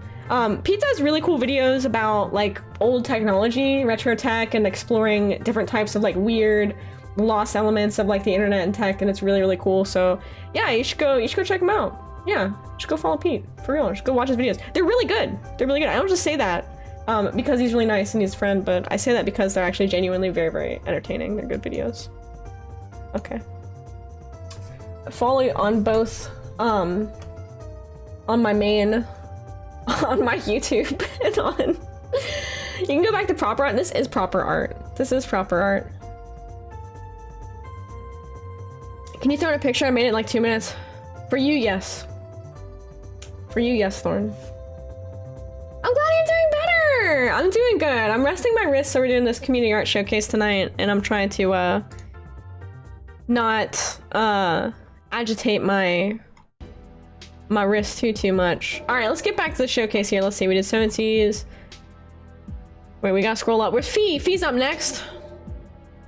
Fee's up next. Alright, this is cool. So this is another Texan art piece. Oh yeah, GoldenEye playing in the background. Alright, critique requested! We're so glad we finished this today. Our 28th birthday, by the way! Fee's birthday! November 10th! Happy birthday! Happy birthday. We combined this week's theme with last week's theme and used a line from Lemon Demon's Lifetime Achievement Award. I don't know what Lemon Demon's Lifetime Achievement Award is. I don't know what that is. This is really cool. For to mention, in the text, but Fingers, the green-haired goat coyote popping on the cake, uses she, Faye. Okay, and the socks on the yin. Sitting down uses they or em. Okay, cool. Okay, cool. Alright. Okay. Okay. Okay. So this is really cool. And Fee, you do really, really cool handwritten text. I really love how you do this. I think one of the things that I love about this, and I kind of want to ask you, like, are you drawing these all, like, completely freehand, these texts? Because it's actually, like, ridiculously well lined up. Like, it's kind of impressive if you're drawing it all by freehand. You don't have to. Like, it's totally feasible to type it out in a text tool and then trace over it. That's completely fine. Like, I think Manti mentioned that earlier. Use a grid. Okay, so use a grid, but you're still freehanding it all. Which is still really cool. Yeah, this is Fee's piece. Yeah, a lot of variation if it's a straight font. I suppose so, but it has a really good, like, handwritten charm to it. It's pretty consistent, honestly. There's a few pieces of variation, but I like the, slight inconsistencies in it, because it means that it really is handwritten. You know what I mean? I really like that about it. Hi, Cookie! Nice to see you! How you doing? It looks like it says if you live past 28... 27, okay.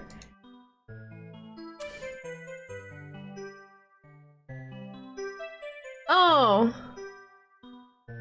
I didn't even notice that. No, I don't think so. I don't think it necessarily does. Although, you know, 28's the candle. Although that is a good point, because anytime you have text and numbers sort of near each other, you have to be conscious of like when text interacts with each other on the canvas, like it might unintentionally create meanings and sentences that you didn't intend to be there. And if that is a possibility, like that's legible, a solution could be just to move the 28 down to the table down here. That could be a really easy solution. You made smart. That's awesome, Samson. Heck yeah. Yeah, no, there's nothing wrong with using a grid. If you're doing digital art, please use all the tools at your disposal. There is no cheating. Just do it, you know? Absolutely. Yeah, just trying to see if whether it was a font or not. No, this is handwritten. This is handwritten. This is not a font. Although, and I think that for a handwritten font, this is also incredibly consistent. The spacing is very consistent. The lettering is very consistent. There's like, it's really nice. And even the few areas like in the T and stuff where it kind of has a bit of a point because the way the brush pressure sensitivity, like kind of where the hand lifted up, you can kind of see it comes to a point here in the F2. I actually don't mind that because I think it adds to the sort of charming nature of it being a handwritten font, you know? And Vel says, or just remove the numbers since you're using numbers in the text. Yeah, or on the cake itself rather than the tail. Yeah, that's true. Yeah, it could be like on the table. I guess it's a candle, so it's supposed to be like the pop out. The character pops out there. I like the expressions in the character. It's very wild. The hyena looks so like concerned. The hyena is eating the cake, and then the other character is like crazy looking, like I got you. You know, I like it. Went into a rough brush for more toothiness. Yeah, I like that. It emphasizes the tone of how it's said in the song. That's really cool. That's awesome. I like the tooth to it. I like it a lot. I really like brushes with a little bit of tooth and texture to them. I think it adds a lot to it. I also like how the text has a bit of a tooth in that brush, but then you also have some brushes that are smooth as well. Do you have an interesting texture on the shirt here? I just noticed that. Is this a texture image or is this just like brushes written on there? It makes the shirt having the texture looks a little odd, I think. Maybe next to the sleeves, which are also clothing items, have no texture on them. You know? Yeah, the angle of the text adds to uneasiness, yeah. It definitely feels uneasy. Also, you know what else I really like? I like how you add these swooping motions down here in the background, and then that sort of parallels the text, the font of the text, or the tilt that the text has. I like that too. I like that a lot. Yeah, it's really cool. It emphasizes the weight of the character leaning on the other character's head. Hi, Damien! Nice to see you! Welcome on the Community Art Showcase! How are you doing? We use brushes for the dress. Okay, cool. Right on, right on. Alright. Let's see. Let's see. What other things do y'all have to add about it? Looks fleecy to you? Yeah, I suppose it does. It looks kind of like a sherpa or like a fleece. Yeah, the texture on the dress here. Yeah. Okay. That's cool. I like the fur brushing and stuff there too. I like that. This is really cool. This is really cool. I noticed that you've been doing a lot of like kind of fur brushing stuff here, and you're actually doing this cool thing where the fur brushing angles the like form of the character. A monkey. Ah, monkey. Memes. Yeah, the tone of the words, the character, the background work together really well. Yeah, I like that a lot. I'm trying to think of like criticisms, but I'm trying to make my critique more centered around the use of text, which I actually think you're very, your use of text is very strong. You have a really, really good sense for use of text in art. I said that before about your work, and I think it's very strong in this as well. I think maybe my critique would be on the text on the cake. Whoa, this music's like... Oh, it's Ocarina of Time. Majora's Mask. You submitted your piece of Vegapures. No problem. Take a piece. It's a pretty important piece for me, so I don't mind it being absolute last. Okay. Wait, it's pretty... Okay, it's important. Okay, so I'll do the last. Hey, Jinx! Nice to see you! God damn, look at those cakes. How you doing, Jinx? Thank you so much for being here. How are you today? So, I think my critique, I'm gonna focus on the text older. I think the text on the cake could be, like, better wrapped around the cake to emphasize the form and the tilt of the cake itself. Because, for example, like this E is like very, like the E is straight here, the D is kind of going down here, the L is kind of going down here. and instead like maybe like a more natural sort of shape that kind of wraps around that cake. Another thing that can be done with the text in the cake is to show that the cake is cylindrical in nature. I would maybe make the O and the R, the two furthest sides of the text, a little bit smaller to show that the text is actually wrapping around the cake itself, and the cake is a three-dimensional object, right? Which is roomy. You're talking about the tone of the cake itself, my mind's going to places. Yes, Twitch has ruined you, if that is the first thing that comes to mind when I'm talking about cake. That's not my fault. That's the fault of the world we live in today. It's unfortunate. Fortunate. I'm doing well today, Jinx. How are you doing? Thank you so much for dropping by. I think that would be my critique. I really like the text at the top. I like it. Our main issue is that I cannot eat the tasty cake. You cannot eat the tasty cake. It doesn't... Okay, so this is maybe another... Oh, maybe it's not even a real cake. Maybe it's a decoy cake. Because the character is popping out of a hole in the top. It looks a bit like a Trojan horse of a cake. You know, turns out the cake is made of beans. If I had a cake and it was made out of beans, you know how happy that would make me? That would make me so happy. Like, if I, like, cut the cake and it was just beans, I'd be like, yo, this cake is awesome. Hi, Propo!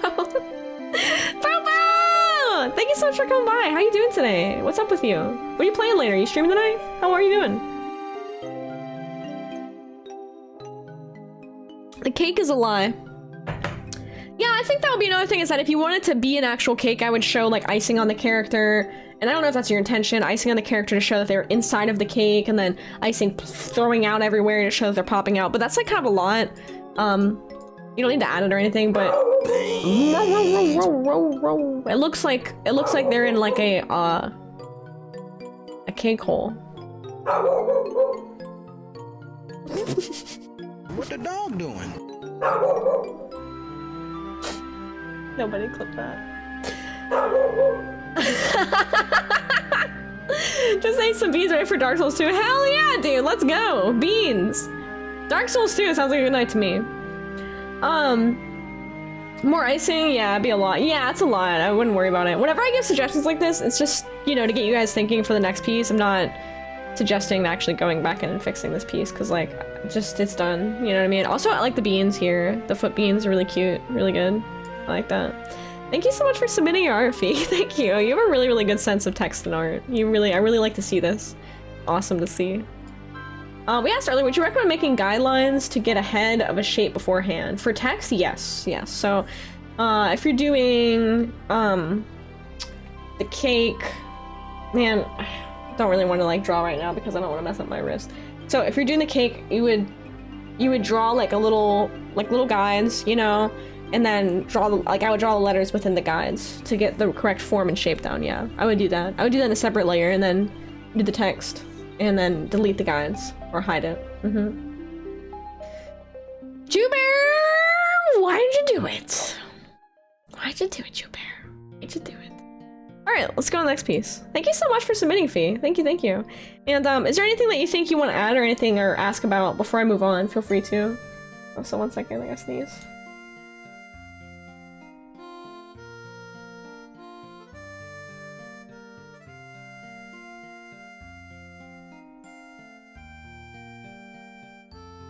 Thank you, very good bean. That was it. Thank you again. Absolutely. No, thank you so much for submitting. Thank you so much. Thank you. Art, good. Art, good. My little camera thingy. Yeah, it's working correctly. Okay. All right, next piece. Oh, I'm excited about the next piece. Okay, this is really cool. So this is actually a collab piece, the next one here that we're gonna cover. This is pretty awesome. Oh, I love this. This is really, really cool. Whoa, dude. Okay, so this piece, critique requested. Alright, worked on this alongside of JackUFX. You guys know JackUFX here in the chat. My friend Jack, if you were here for the Halloween stream, he carved pumpkins with me, so he was on stream that day as well. So a lot of y'all have seen him and met him. He's amazing. I've known him for many years. He's an awesome friend of mine. And of Bears as well. So, worked on this alongside JackUFX. We had fun. I hope y'all like it too. Bigger did the border and stuff. Okay, so that's Jack, yeah. Did the border and the drawing stuff. So Jack did the border and the drawing. And then Jubear took the picture and touched things up a little bit. Very cool. Yeah, collab through would be so hard to coordinate, but it'd be so cool. Yeah, that would be really cool. That would be something that we'd have to probably take like more than 1 week for, if we're doing a collab theme. By the way, hey, who did their gesture drawing homework that I kind of like assigned? Did anyone do it? Remember how I was talking about gesture drawing sketches? Did anybody do them? Is anybody at all? I want to see them. You can post them in the chat if you did them. Okay, this is so cool. And then, okay, this is neat. And then Jack added a little bit about the piece as well. Natura non saltum facit. In English, nature does not leap. It is an axiomatic statement about the nature of progress, whether it's evolution from a single cell to a complex human or trying to get better at art and photography. No one can go from level 1 to level 100 in one leap. This is so cool. I love this. We all have to climb step by step. So, thanks to everyone for being here and encouraging us to keep stepping. Special thanks to Jewbear, of course, for asking me to collab and sharing a tiny step with me. That is so cute. So adorable. That's amazing, unless it's pay to win. But art is not pay to win, unfortunately. Or maybe fortunately for me, because I don't have money for pay to win systems, so maybe fortunately for me. Nature does not leap. This is so cool. I like that. Wow. I really, really like this piece. This is quite beautiful. And I love the meaning behind it. I was too fortunate to have deer to come across while I was taking photos. That's awesome. Do you get deer in your backyard? That's so cool. We made a piece based on real life ref if it counts. You didn't do the gesture homework. I'm telling you guys, do the gesture drawing. If you do it every day, I don't care if you do it or not, but I'm telling you, if you do the gesture sketches every single day, literally 10 minutes of your day, that's it. That's all it takes, is 10 minutes. You will get better and faster at art in like weeks. It's like literally like, if that is it. Jack's here! Hey! You came in just in time, dude! Nice to see you! Excellent, excellent. Perfect, we're going over your piece. You did 2 gestures? There you go. Alright. Do these other things like YouTube. Well, yeah, but that's fine. You're fine, Thorn. Wow, I really love this piece so much. Okay, so something that I absolutely adore about this piece, I'm gonna scooch in my zoom just like a little bit here. Something that I really adore is that the framing is done traditionally and has this really like a beautiful, almost like storybook quality to it. And the photograph in the middle has this sort of like, it has like an ethereal quality to it, and the way that the photo manipulation is done, and how like there's this like strange like sharpness here. I just really like it. It has this like kind of this odd quality that makes you focus in on the face, and it's like, I don't know, this is like really interesting. It's like a lot. I'm never bored looking at this. I'm very interested in this piece, you know? You followed through. Solency did! Hey! Good job, Solency. You get an A+. If we are getting grades, you get a gold star. Boop. There you go. What are gesture drawings? They're like quick time sketches where you follow a reference. Yeah, speed, a quickness, a fast. That's true. Yeah, the antlers even double as a halo. Yeah, they do look like a halo. Yeah, especially because they're so emphasized from the background. And I want to talk about both elements of the piece. And I guess first talk about the photo elements of the piece. I think it's really cool that with your photo manipulation, Bear, you did a really good job at like creating like the deer is very sharp and in focus. The deer almost looks like they're like phasing through the forest. They don't even look like they're necessarily there. It's very interesting. The forest behind them is like kind of blurred, and like, this is what I was talking about, depth of focus. It's kind of interesting. It creates just a strange and interesting look to it, you know? It's really, really cool. I really like this a lot. Yeah, I don't know, like, this is just, like, very interesting.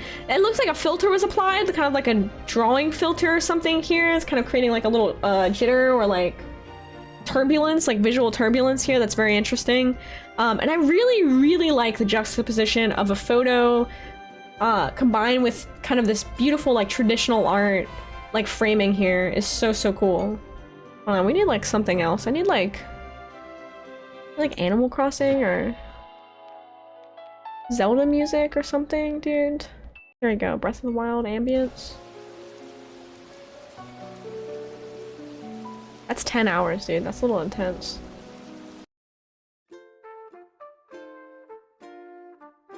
There we go. Night scroll Animal Crossing music.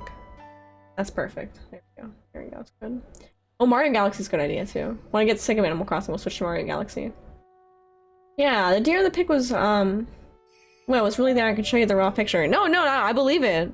I can tell that the deer was actually there and you didn't put the deer in the picture because the leaves are going on top of the deer, and the leaves have that blurred effect. So it looks like you cropped around the leaves and you enhance the sharpness on the deer, or you Gaussian blurred out the background, one or both, and then it looks like a filter was applied over top of like the deer, but not the other parts of the image. Yeah.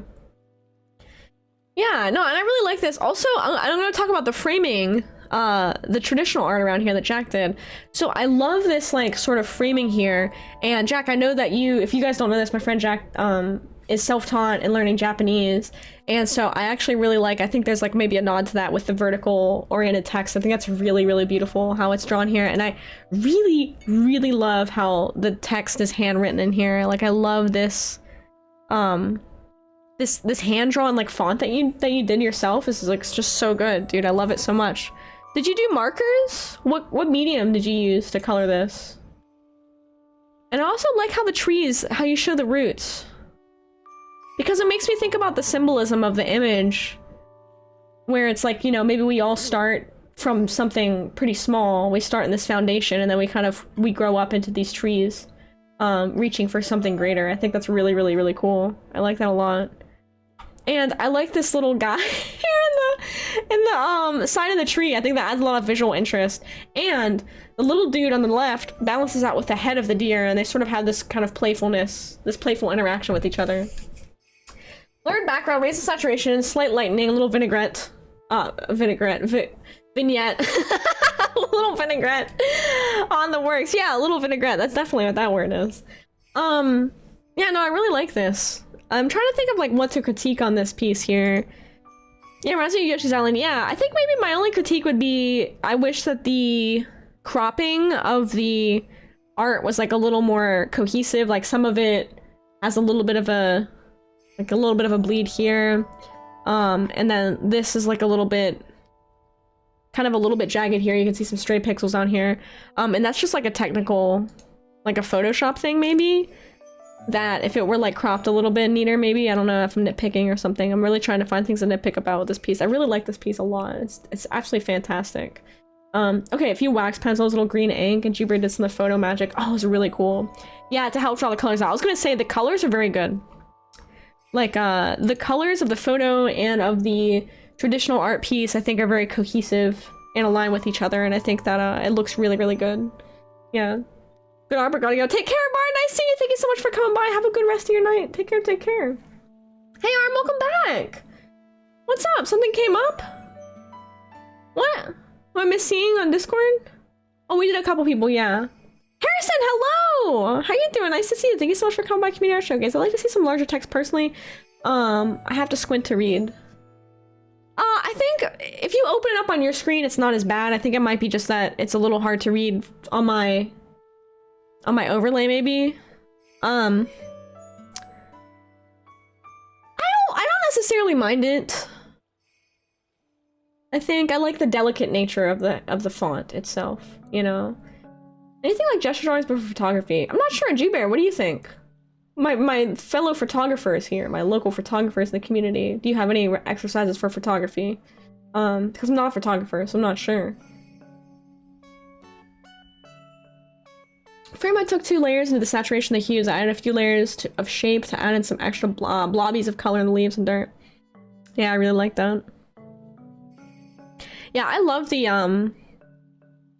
I actually really like the heavy use of filters and effects on this piece. I think it makes it very ethereal and like kind of fun and engaging. I think it really enhances the piece rather than detracts from it. Like if it was just a photo of the deer, I think it wouldn't have the same sort of impact and feel as it does with a lot of the the filters and things that you've applied to it. My font is called Bad Handwriting. I actually really like it. It's not bad at all. It looks really awesome. It's very, very it feels like very genuine in the way that the letters are written. You know what I mean? Like it has a real character, like a genuine character to it. I like your handwritten font. You could like design your own font and I would use it. It looks really cool. It's awesome. Thank you too for doing this piece and for sharing this. I think this is just like a really, really cool piece. This is really awesome. I'm actually gonna close off my tablet. It's gonna be a headache for light. Yeah, I love this. I would love to see more collabs submitted, by the way. If anyone in the chat wants to collab with somebody else for a piece for the showcase, that is just so cool. Wonderful work. Wonderful work. Let me pause. Wonderful work. The drawing almost made it look like a TV frame. Yeah, like almost like you're peering into something. Yeah, and then like the photo being a photo in the center, and then the framing being community or traditional art really makes you feel like you're looking into another world, and I really like that. It's really cool. Yeah, of course. I hope you've been liking it. I hope everyone's been liking it. Everyone's been awesome so far. Yeah, they have been. These are amazing. This is so great. Okay, so we did Simpy's Companions, did So and C's.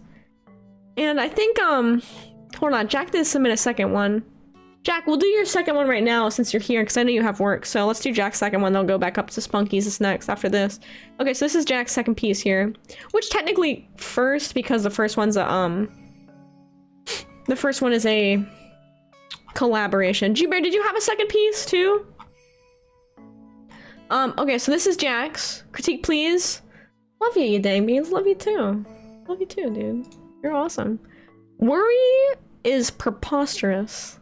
Oh my god, I love this. And it's like a floofy fox. It looks like, can we get an open to do collabs tag in the art channel? Yeah, we can add that role. Absolutely, Fee. That's a great idea. Open to do collabs. I like that. This is so cute. So this looks like this is taken from that YouTube video of the red fox, like going really close to the camera person to get pets. Is that what this is? This totally reminds me of that. This is interesting. It definitely looks like that. My only tips for photography is to go with the camera, take visually interesting photos, and best practice is practice. Yeah, I can't tell you how to take photos, you just need to do. Sometimes just doing and going out and doing that is a really good practice, yeah. Yeah. Be careful.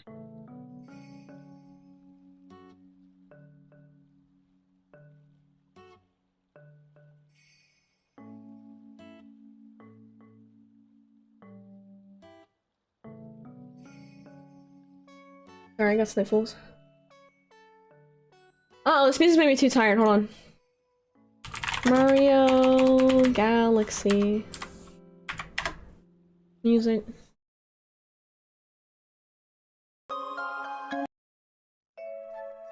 Perfect. Smiling fox, and it came up. So you know what I see that's very interesting in your work, that I see this a lot, is that you have a recurring theme of circles.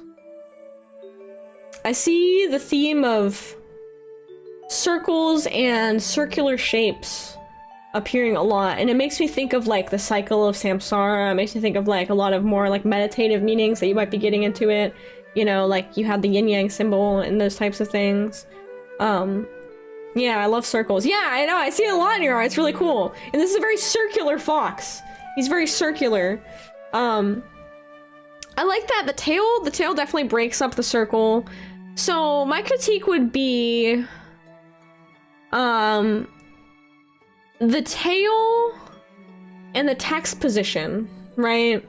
So we have this very round circular fox character, but the text is very horizontal and then very vertical, right? So you have two kind of like vertical text elements, and then you have sort of the tail jutting out pretty much in also a direct line.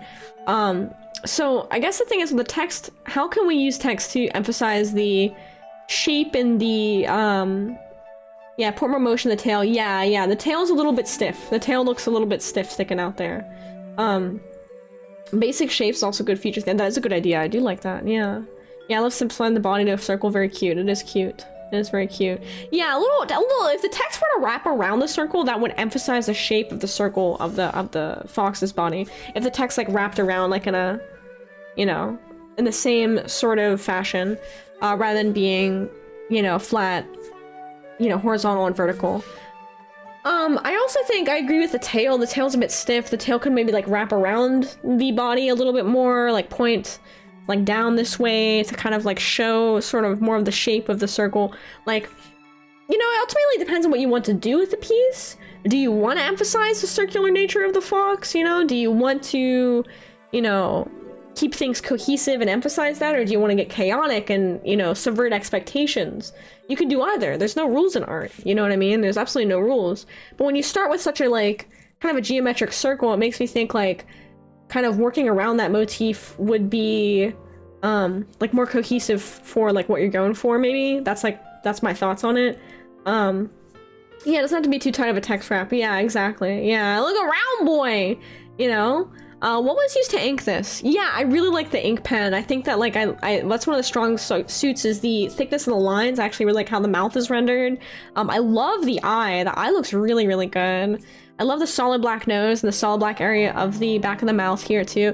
And I also want to point out, like, the mouth, like, pose that you chose to draw is very ambitious and really awesome. And I think it's awesome. It's freaking totally on the right track, on the right sort of, like, line of, you know, practicing your art, is that you're looking at photo references and you're, you know, recreating those as well. I think that's really, really awesome. Fruit pen and wax pencils. Yeah, I really like it. That's really, really cool. You know what? You know what I think would look really good with your art for you to, experiment with is watercolors, Jack. I think watercolors would be really cool for you. Like, cause do the pen and then you do the watercolors. Sometimes I think the wax pencil detracts a little bit from your work. Like the blue wax pencil on the outside, I think detracts a little bit from it. It's just like it's a little like kind of, it's a little inconsistent and strange. Just resubscribed for 26 hello! months. No chat. I will not mention the incident of December 23rd, 2022. That date hasn't happened yet. What incident? That date hasn't happened yet. Did you just come back from the future? What's in the future? Thank you so much for the resub! How you doing? What's going on? That's foreboding. Whoa! Okay, keep that in mind. The text placement was a bit random because I didn't have any idea. Yeah, so I think wrapping around it. Sky, do not mention it? What? I don't understand. What is that day? Are you messing with me? Is this a Wizardo happening all over again? I'll look into some water stuff. I have some watercolors you can borrow if you want, Jack. That's totally fun. I keep offering to you gotta like come over and pick this stuff up sometime. You have to like poke me. I will forget. Sorry. Shame on you for asking. Oh, Wizardo! Jock, how are you doing today? Thank you so much for your continued support in the resub. I appreciate you. Thank you. Thanks for submitting your work, Jack. This is really awesome. You've come a freaking super, super long way in a really short time with all the practice you've been putting into your work. I love the brush strokes of the fluff too. It looks amazing. Jet, how you doing? Nice to see you. That's your birthday day. Oh my gosh, really? That's awesome. Heck yeah. Okay, let's scroll back up. See, we did Sippy, So and See, Spunky! Spunky Raccoon submitted a piece, y'all! Hell yeah! Oh my gosh, get ready for this one. I love this.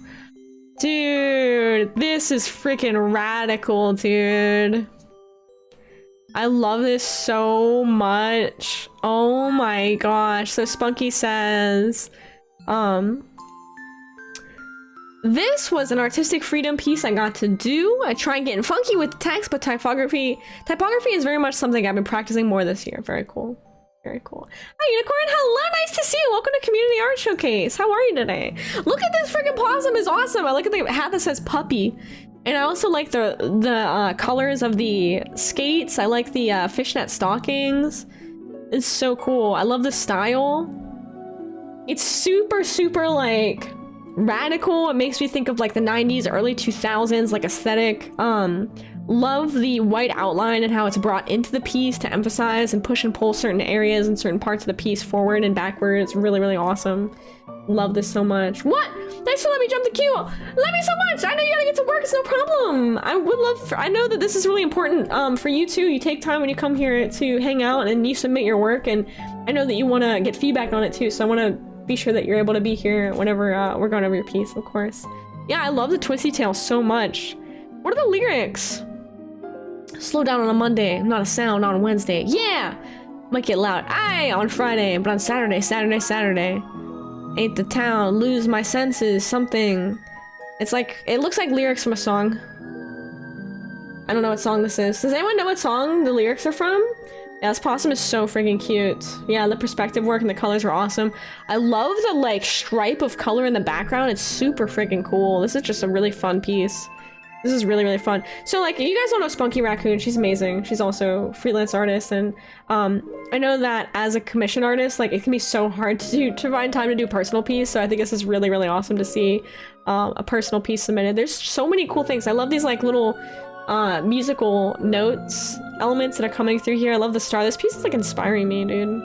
Like, I want to do something cool like this now, too. This is inspiring me, dude. Also, I love the, like, noise that's added. You can see there's like some slight noise filter added to the top. Love how the mouth is drawn. That is so freaking cute. It's so stylish. I love it so much. I like the leggies. Oh, God, I love this piece. It's so good. 21 Pilots song? Oh yeah, you're right. It probably is. Yeah. Someone posted lyrics? Oh really? It's Saturday by them? Saturday by 21 Pilots. Okay, cool. Gotcha, gotcha. I have no idea what song, yeah. Yeah, this is amazing. I don't know if I have any critique other than this is just absolutely incredible. Like, I think this is just fantastic. I love how the text is like wibbling and wobbling through the piece. I love like the perspective of this like sort of diagonal background element. It accentuates the perspective and form and flow, the movement flow of the character. My favorite part of the piece is these little, they look like musical note lines, and they flow through the piece, and it sort of emphasizes like this musical nature of the piece. The piece really visualizes listening to like your favorite song. It's really, really cool. This is absolutely vibe. It's amazing, and Spunky's an amazing artist, and y'all should go check Spunky out. Amazing work. Incredible! Incredible work, Spunky! You're amazing! The leg in front is not connected to the body.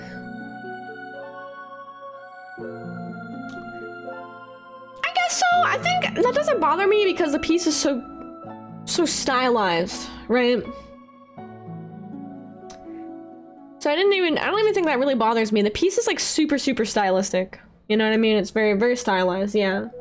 Yeah, so it doesn't bother me. I think it's cool. It's kind of like how the mouth sort of hangs out side of the line here, and like that. It's just like kind of the style. You know what I mean? Yeah, that's the only thing I can see. Yeah, absolutely. I think if the character was drawn more in like an anatomically correct way, then it might look weird. But I think with the style, I think it works totally fine.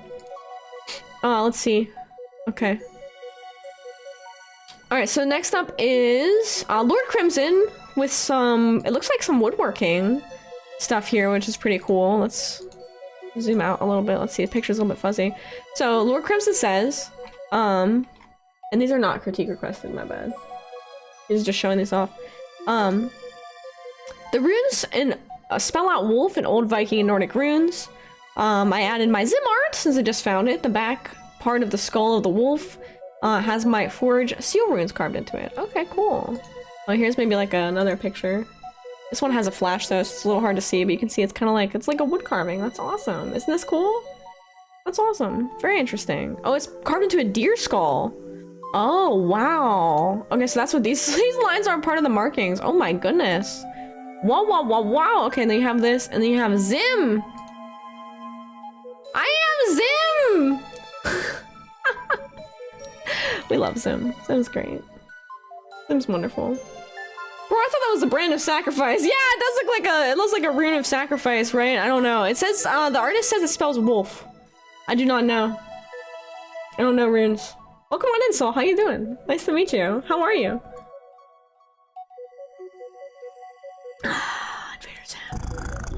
You met Sim's voice actor? He's done a lot of voice acting stuff. He's done like everything, dude. You good? I'm glad to hear it. Nice, welcome. Nice to meet you. Yeah, your dad loves Vikings and runes and things. That's cool. That's pretty cool. Did you watch the movie? I did. Enter the Florpus. I thought it was kind of not the best. I think I might have maybe just outgrown the content. Like, I don't know, I'm maybe just not as into Zim as I used to be. I just thought it was like a little like whatever. It was like okay. It just didn't, it felt like, I don't know, it just didn't, I don't really remember a lot about it. But it was one of those things that we've been getting a lot of these strange like cartoon releases, re-releases of old cartoons in like movie form.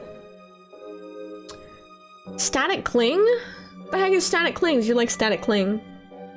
It didn't feel like Invader's End, to be honest. Yeah! Yeah, I kind of get that. It didn't feel, Oh, the Rocco movie. Yeah, I like the Rocco movie. The Rocco movie was really cool. I like the Rocco movie. That was fun. That was good. Oh, the Scrolls 5 Skyrim, dude! Oh. Hi, Razzle! How you doing? Yeah, the movie wasn't as dark as a tone. Yeah, the movie felt kind of like watered down from the show. Okay. Thank you for submitting your word, Crimson. Thank you, thank you. Thank you so much. Okay, so here's entry. Okay, here's another piece. This is just for a showcase. It's from Kimberly from King's Warrior. This is so cool. This one is... Oh, excuse me. Here's my entry to the Texan Art Community Showcase. It's the letter V in all different directions attached to each other. It's a flock of V's. Oh, that's so cute. I like it. So Kimberly does a lot of these really interesting, like, pieces on a grid, which I think is really cool. Elder Scrolls 5 Skyrim Death Mode. Ah! Doing alright, just getting ready to be cozy. Nice! Cozy time! It's like cozy season. I'm sleepy, guys. I'm not gonna lie, I'm tired, dude. Like, I'm tired out. Like, yesterday was, like, exhausting for me. It was, like, such a long stream. I was put through so much stress and anxiety with those games. It's exhausting stream. It's so much fun though. I mean, I love it. I love being stressed out in games. But yeah, this geometrical style of art is really cool because it's very like kind of, once again, it goes into like the meditative aspects of art and how art can be, you know, therapeutic in and of itself to create these forms and these shapes and pieces like this. It's really, really interesting. I like how each of these shapes has different squares and they're all colored differently. It's really, really cool. Kimberly, your work's amazing. Thank you so much for submitting. Thank you. Thank you. Yeah, I like this. It's really cool. Yeah, cozy vibe's good. Okay, we're gonna scooch on here. Okay, Manatee's next. Manatee's critique on for this one. Okay.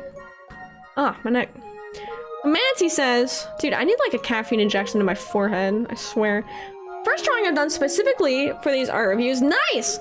And not just an old drawing. Did I do good? Yes, that's awesome. Thank you so much for putting the extra effort. That's really, really cool. That's super awesome. And I'm super happy that folks in the community are like feeling engaged to submit original work and do work each week, and the prompts hopefully help y'all give you some like kind of like a guide on where to go. You know what I mean? I love being stressed out since Sky and nobody else. Only when I play horror games, though. These stories of goblins and ghouls and monsters that drool. The horror of those can never compare to the paranoid minds that humankind bears. Ooh, I like this piece. This is awesome. Okay, so first thing I really love about this piece is I love that the lines are like white etching on a black background. That is so rad. I love the mix of fonts that are chosen. It looks like two different fonts, the white text and the purple looks like the same as the white, but indented, and then you have a different font for goblins, ghouls, and drools. I really like that. I like this. What do y'all think in the chat about this piece? The words feel very Dr. Seuss-esque. Yeah, it does feel very Dr. Seuss-esque. Swinging, baby! Here's your caffeine injection. You're so sweet, though. Thank you. I'm waking up, thank you, the bits. Oh, wow. Wow. I just had caffeinated tea and it's like making me sleepy. I just had green tea right here. I finished this whole cup and I had 2 cups of coffee today and I'm just sleepy. I don't know what the deal is. I can't stay awake. Thank you, Thorin. I appreciate you. You know that? Thank you. Thank you so much. Thank you. Yeah, spam alerts, wake me up. Hi, Lewa! Nice to see you! Welcome to Community Art Showcase! How you doing? Wait says, I love the branches, like hands reaching out, making fists and pointing. Yeah, I like that. That's really, really cool. That's neat. Makes you think of like a pagan forest god or something. I like it. Yeah. This is really interesting. So I've been trying to do more poetry lately. I thought this would be neat to also draw. Oh, so this is so the text is original? Text from you? This is like your poem? Oh, that makes this way cooler. I didn't realize that this is your own personal thing. Yeah, very childhood book spooky, like scary stories. Yeah, it does make me think of like a poetry book or a childhood storybook or that type of thing, like spooky scary stories book. I like it. Okay, so this is Manatee's own original poem, which makes this so much more badass. Yeah, that's so cool. These stories of goblins and ghouls and monsters that drool. The horror of those can never compare to the paranoid minds that humankind bears. Wow, this is so good. You have like a knack for poetry, Manatee. That's kind of amazing. I love that. That's so cool. I like this one punchy fist. It looks like it's about to punch somebody. That one fist here. This is so cool. Yeah, that's really good, like really good. Yeah, I'm really impressed. I didn't realize that you actually wrote the words too. You wrote the lyrics. That's like freaking awesome. I want to hear more poetry from you. Can you submit more poetry? This is just totally awesome, Manatee. That's incredible. I'm not sure what to give. Okay, wait, I have one critique. Okay, my one area, and this is nitpicking because I have to add some kind of criticism. Yeah, it has a solid rhythm and it feels like, I thought you just like took this from a poetry book because I thought this is like professional. I had this vague idea to make a Shel Silverstein style poetry book more horror based. You should totally do that. Manatee. You should do that. That would be awesome. That would be really, really awesome. Okay, so here's my critique. Right here, this hand touches the A and it's weird. I don't know. That's like my only critique, is that that's the only point at which the text touches the hands. And I can't tell if the hand is like grabbing the A or something maybe. But everywhere else, I really like how the you can kind of see the hands, but the text is emphasized. The text is highlighted, you know? Yeah, I would love that though, Manatee. Anyway, that's like a small nitpick because I think this is really amazing and I love this and I think your poetry is freaking amazing and I want to hear more of it. Yeah, the hand was difficult to fit, yeah. But this is awesome. This is so awesome. I would love to see more of this stuff. Manatee, thank you so much for sharing. Thank you for taking the time to making this for the, thank you for taking the time to make this for the showcase. It's really awesome of you. Hey Coyote, nice to see you. How you doing? Hello, happy Sunday. Hello, hello, how are you? Yeah, this is so freaking good, dude. This is awesome. I want a poetry book by you. I want more. I want more. Jay, you were up next. Jay, all right, critique requested. Okay. This is Jay's first submission to the Community Art Showcase. That's really cool. Hey, Thorn, what the heck? Thank you! Why are you so freaking amazing? Oh my gosh. Ah, wake up. Thank you. Thank you. I'm becoming more awake. I'm not becoming as sleepy. I promise. I'm staying awake. I need to keep you awake. Yes. That is correct. Thank you, Thorn. I really appreciate you and all your support. I want you to know that. Genuinely, thank you.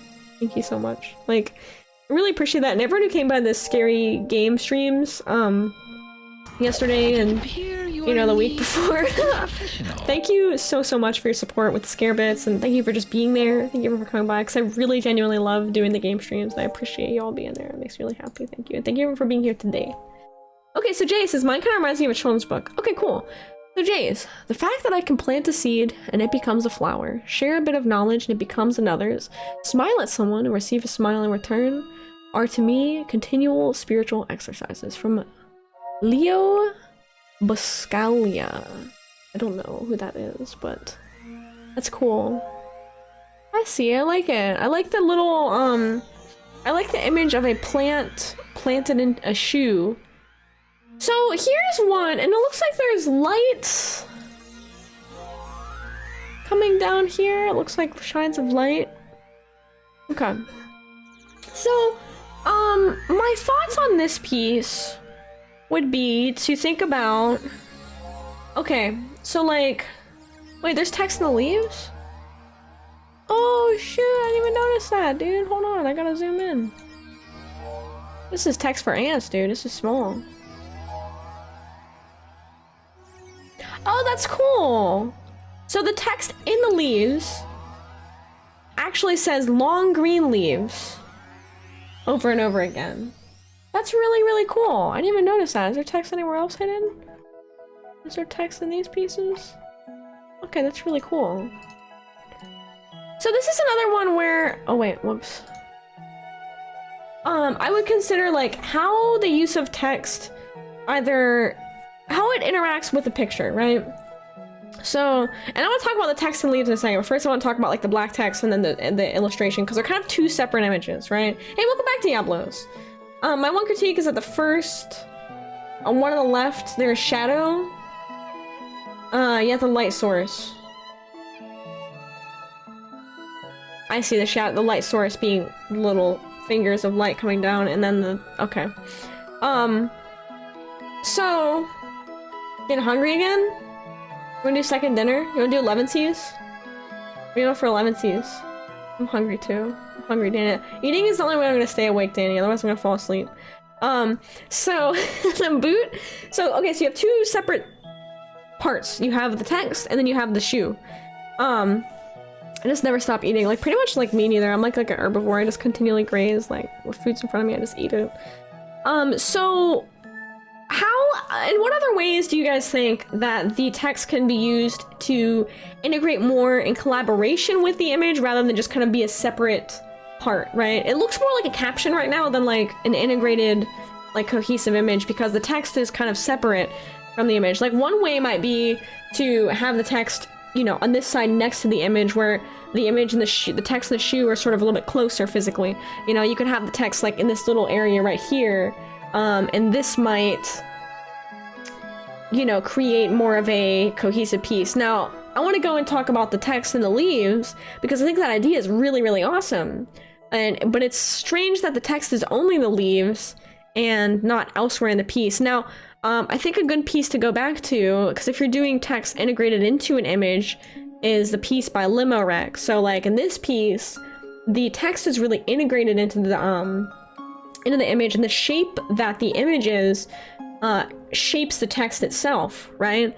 So when we go back to this, where the text is just written kind of in rows, you know, there's a lot of really interesting and cool creative ways that the text could be incorporated into the shape of the leaf itself, you know? You could really stretch and pull letters. If you're hand-drawing the text, there's no rules. You can stretch and pull the letters, you can squish them, you can move words around, and you can write throughout the piece and make it not just in the leaves and kind of really incorporate, you know, the written text into the image. You could even have this sort of, the poem up here incorporated into the shoe, sort of in a similar way to how this is done in Limorex piece, right? You really incorporated, Limo really incorporated the text into the illustration itself, right? Rather than having two separate elements of the piece. I think the leaves are just made out of text instead of having the text and the leaves would look cool. Yeah, exactly. Yeah, Skilly put it the same way. Yeah, make the poem boot-shaped. Exactly, yeah. Originally it was gonna all be in the boot, but it's extremely tedious to do. Yeah. And so what I think the difference is, like, if you're writing it all in lines like this, it's gonna take a really long time because you're gonna be writing like 10,000 lines. But if you see how this is done, you know, you see how it's really emphasized. The words are pushed and pulled. The shapes of the words are shaped into the illustration. I think that'd be really cool if it was like all shaped into the boot. I realize it would be tedious, but and it's cool that you thought about it because it's definitely something to think about for incorporating text into a piece. Monkey! You know what I mean? That would be I think that's my thoughts on the piece here. My other thought would be, I think that the background, I don't know if this is just because my screen filter's on. Hang on, let me turn it off for a second. Okay. So we have like this very subtle yellow kind of light waves coming in. But it's so subtle that it looks a little bit just like a white background to me, you know? And if you're gonna lean into the text making parts of the piece, the poem could be angled, yeah, at the beams of light. Exactly, yeah, there could be a lot of different ways to incorporate, not just in the shoe, but in a way that collaborates with the image, right? The text and the image become a collaboration with each other rather than just like, hey, text here, image here. And that's kind of what this whole theme is about, is like, how do we incorporate text into visual art in a way that, you know, each element of the piece, the text and the illustration, they lean on each other. Yeah, the yellow's too light. Yeah, the yellow is a strange pick because it is very light. It's very similar to the white, so it's a little bit hard to discern. If you're going for like that kind of the fingers of God effect, it's a little bit hard to see. Hi, Kel's here! Nice to see you! How are you? Yeah, if there was a ground, the boot had a shadow. Yeah, I agree. The light would work better. Yeah. Yeah, if the boot had a shadow underneath it, I think the light would make more sense. It's true. Yeah. You know, yeah, give me those bright saturated colors. Yeah, yeah. And it's interesting because the boot is actually very saturated. The colors you chose for the boot are very highly saturated, kind of almost like, you know, very, very like kind of cartoony colors, like saturated colors. And then the background is extremely subtle, you know. Zarek! Zarek! Wow! Hi, Zarek. How you doing? I love you! Hi, Fox Rony. Yeah, I like how the boot's drawn. I do. I like how the boot's drawn. I think that the laces are my favorite part. They look really floppy. I like the laces right here. And I like that the the boot is like kind of looks old and dilapidated, but this new like life is kind of growing from it. I think that's really meaningful and cool. And like right here, I think where the plant comes out of the dirt, maybe if the plant sort of went into the dirt a little more rather than kind of cropping right at the end there.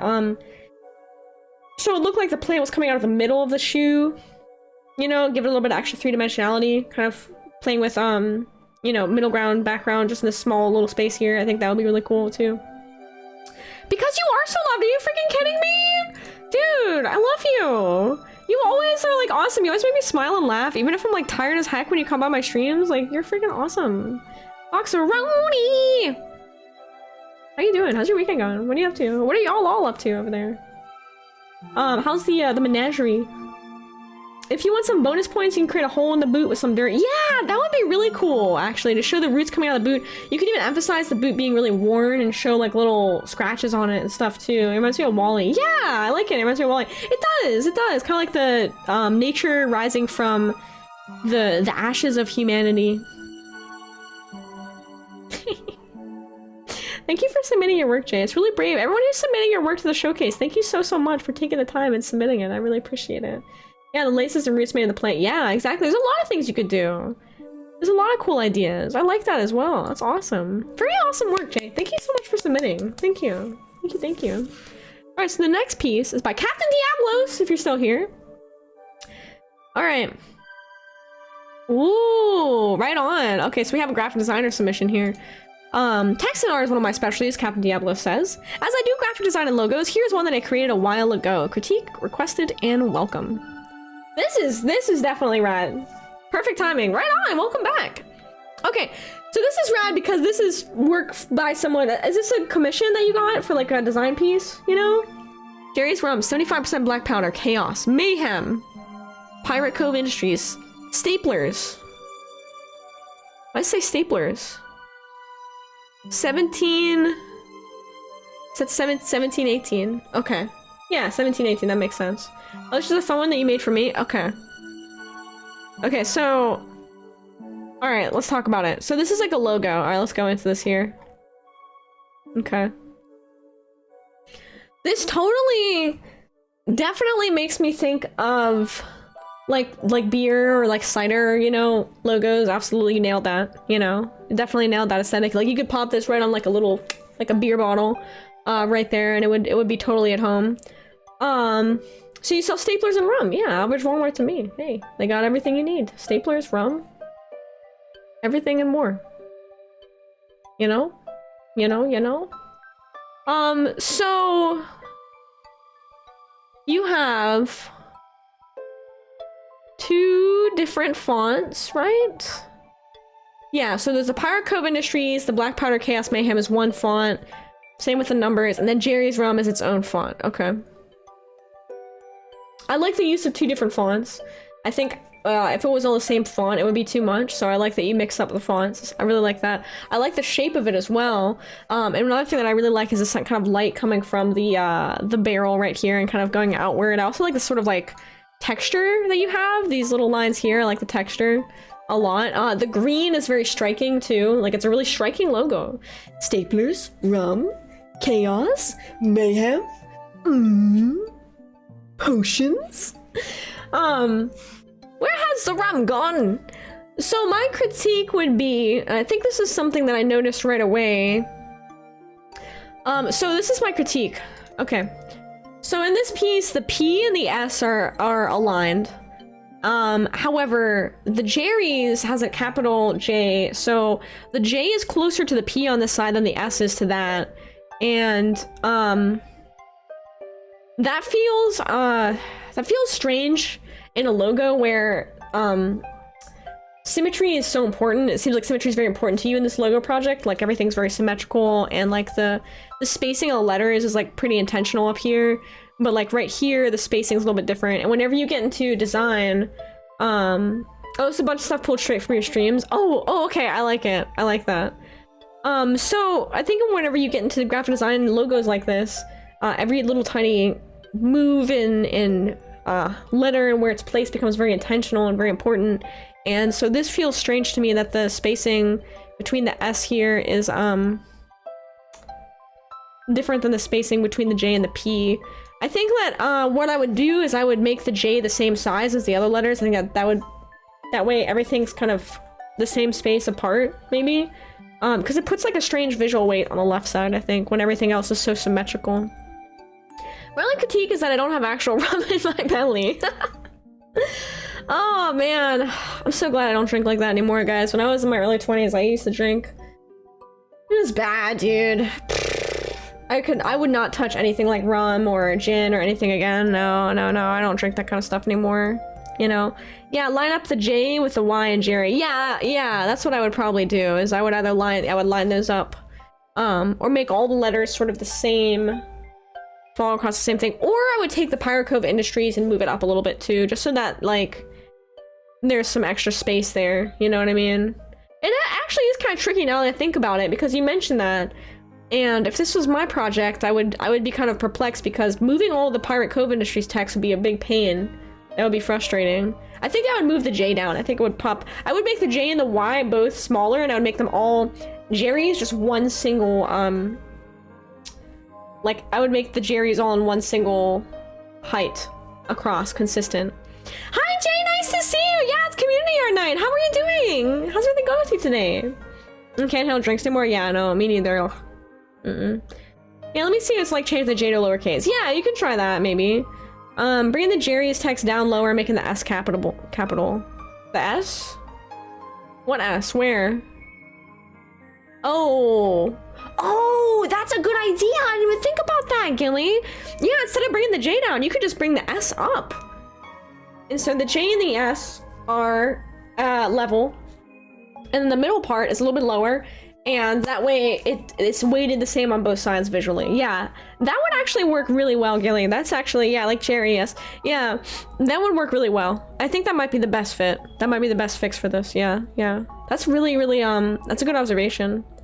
Another thing that I would play with is, so in the bottom part where it says 75% black powder and the chaos and the mayhem, so you're staying consistent with the white outline on the text, and it also looks like the white outline is consistently like the same size for each area, but I think in the bottom where it says chaos and mayhem, the white outline could be made a little bit thinner, and if you want to experiment by making the outline like black or a different, like a color, like a darker green or something, that might work as well, because that way everything isn't, like, there's a little bit more visual variation, I think. Maybe that would be. Yeah, Cal has the same brain length. I think around the smaller text, I would either thinner or move the white outline, yeah, so it's easy to read. Yeah.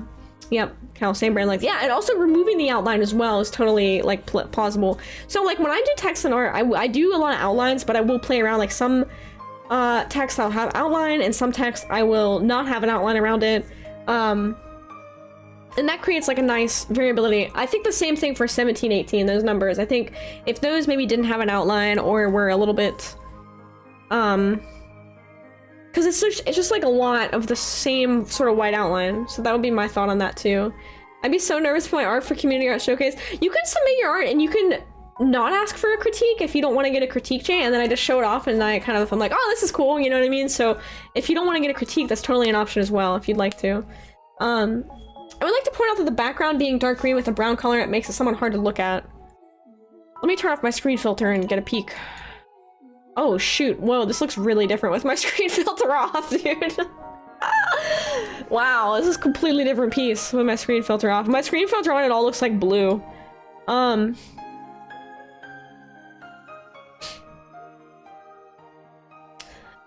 Yeah, it's a curious choice for the brown, for the little text here. The brown against the mossy green is a curious color decision.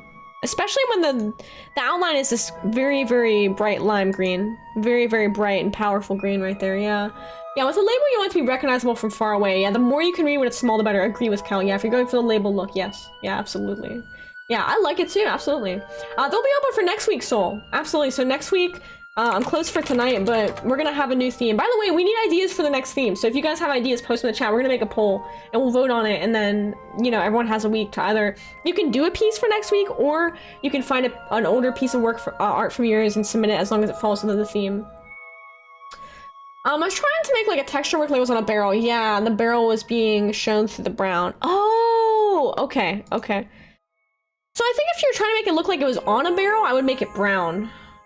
Pets are animals. You're bad at critiquing? No, it's okay. It's something that we all get used to. We all learn to, you know? Funny theme? Someone said autumn. Said autumn, simple shapes are funny. Okay, those are 3 ideas. I don't know, do you have any ideas, Cal? Draw in a different style you're not used to. Ooh! I like that, Manatee. I like that. That's a really good idea. Overall, I think that, Captain, you have a really, really strong sense of graphic design.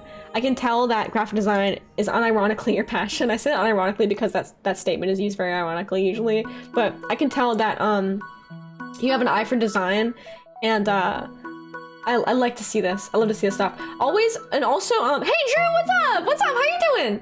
Don't be afraid. Those of y'all who are graphic designers and logo designers in the chat, in the community, feel free to submit your graphic design work. The art showcases are not just limited to like character art or visual art at all. You can submit photography, you can submit graphic design, you can submit, you know, sculpture or miniature painting, and any type of art that you do, feel free to submit it to the showcase. You know what I mean?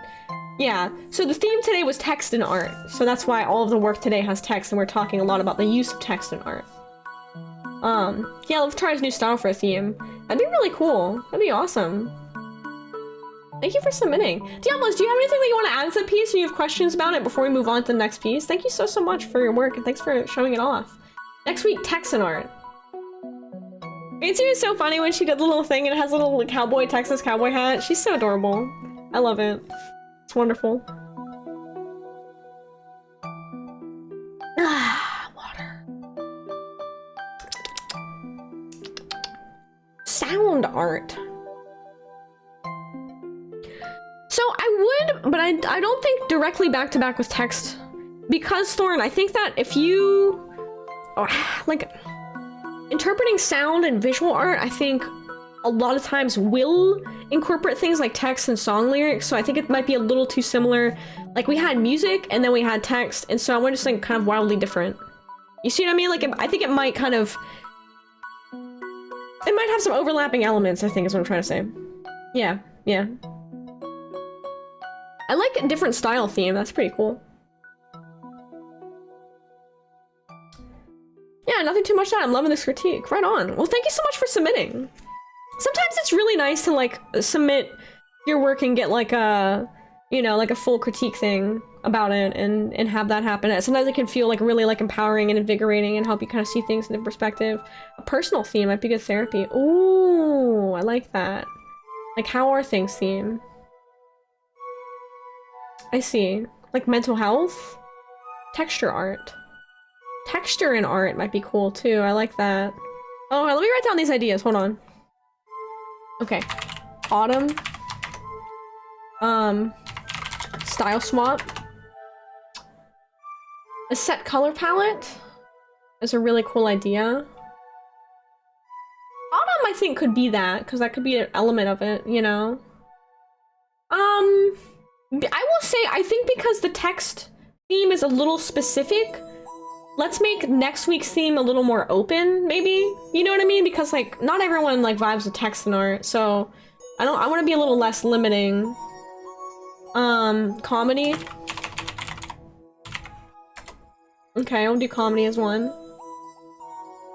Just think about weakness and add texture and background. I do like the idea of background, but didn't we do background for one? Did we do background for a theme? I can't remember. Does anyone remember? I thought we did backgrounds. We did. Okay, yeah, we did, yeah. How about just the color? Interesting, yeah, we did scenery, okay. Yeah, we could do like a color palette challenge. Why don't we make, how about this for the autumn? Why don't you make, autumn color palette challenge? How about that? So that way it's like, kind of like reds, oranges, yellows, right? Autumnal color, yeah, autumn color palette, autumn warm color palette challenge. style swap, comedy. So those are 3 options. Okay, let's make the poll. I like those 3 options. I'll let you guys pick. We'll make the poll here. And I will actually take a very quick BR back break, and then you guys can vote in the poll! Let's see. Next week's showcase theme. Autumn color palettes. How do you spell palette? I don't know. Style swap comedy. Make it 5 minutes here. Okay. Palette. I think I spelled it right. I spelled it with 1 L. Okay, vote! Everyone vote in the poll! Vote in the poll! Oh wait, it's this way. Vote in the poll! Oh yeah, now vote in the poll! Vote in the poll! Okay. Vote in the poll. I'll be right back really quickly, and when I get back, we'll move on to the next piece. Moving on down the line! Thanks everyone for being here today. It's so much fun. I love just hanging out and talking about art. This like really tickles my art brain, so I really appreciate it, you know? I should submit my own work for critique to these, actually. That's actually really smart. I think I'll try and partake in the next one, so everyone can critique my art too. Let's do that next week. I'll be right back. Hang tight. Vote in the poll.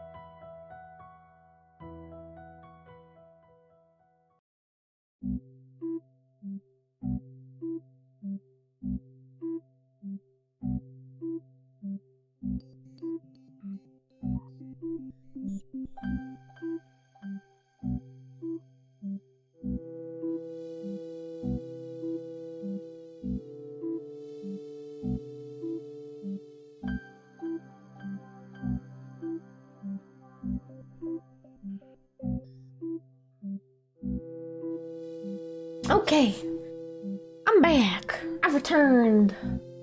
Hello, hello. Hello, I'm back. Oh, that's Pajama Bee. Whoops, I'm looking at Pajama Bee. Alright, let's get back to the showcase here. Forgot that I have my chrome up. Alright, Autumn Color Palette is the winner. Autumn Color Palette. Okay, I will type up a little thing after the stream of the showcase for next week.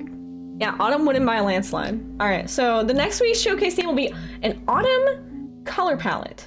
So, what does that mean? Do I like pudding? Not really. There's not usually any pudding that I can eat, so I'm not like too big on pudding. I'm like kind of whatever, you know, I don't really eat it. I want to style swap, but it could be an awesome future theme, you know? Go get ready for work. Thanks for being so awesome. Hey, have a great night at work. Thank you so much for coming by. Thank you, thank you. Yeah, orange, yellows, browns, auburns, you know, like even if you just like look up like Autumn Color Palette, like you get a lot of examples for autumn color palettes here, you know, autumn colors. This is what I'm talking about right here.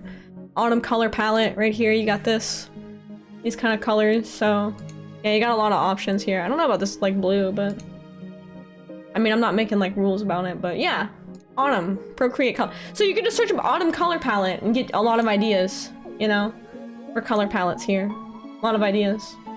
Yeah, little beans and sweaters. Oh, sweaters so good. Oh my god, that's what I should make my next chibi series. It's like little chibis wearing oversized sweaters. That would be so cute. Yeah, the blue's for shadow. Yeah, no, totally. The blue could be for shadow. All right, let's see. Snow novel. Novel, what are you talking about, bro? Can we just make anything? Can we make anything one autumn color palette? What do you mean one? You know? Limit yourself, extra challenge, limit yourself to like 3 or 4 colors. Yeah, you want an extra challenge. Yeah, pick like just 3 and go for it. You know, absolutely. Take care, Jakes. Thank you so much for coming by. Thanks for being here. Have a wonderful night. Take care, take care. Here in Canada, snow. Snow! Alright, next up is Dolly Gothic. Wasn't planning on joining this week, but the inspiration hit me last minute. Let's go. Only spent like an hour on this. Wow, this is really awesome for only an hour. Oh my gosh, but here it is, critique requested.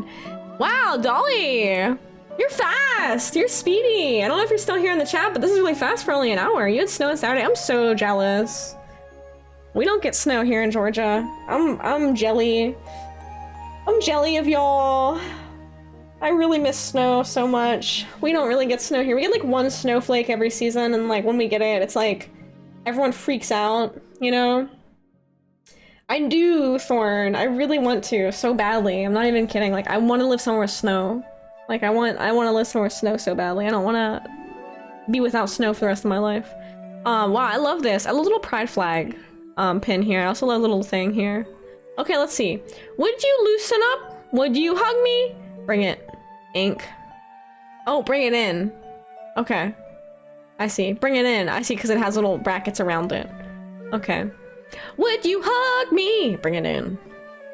So, okay, Dolly says, it was a pretty low effort piece by the end of the day after drawing for 3 hours straight. Yeah, I don't blame you. That's a lot of drawing. But you still put in time and made this, which is amazing, and you should pat yourself on the back for that. That's really, really awesome. Bring it ink. That's what I read it as, is bring it ink. I think it's because the little thing here looks like ink to me.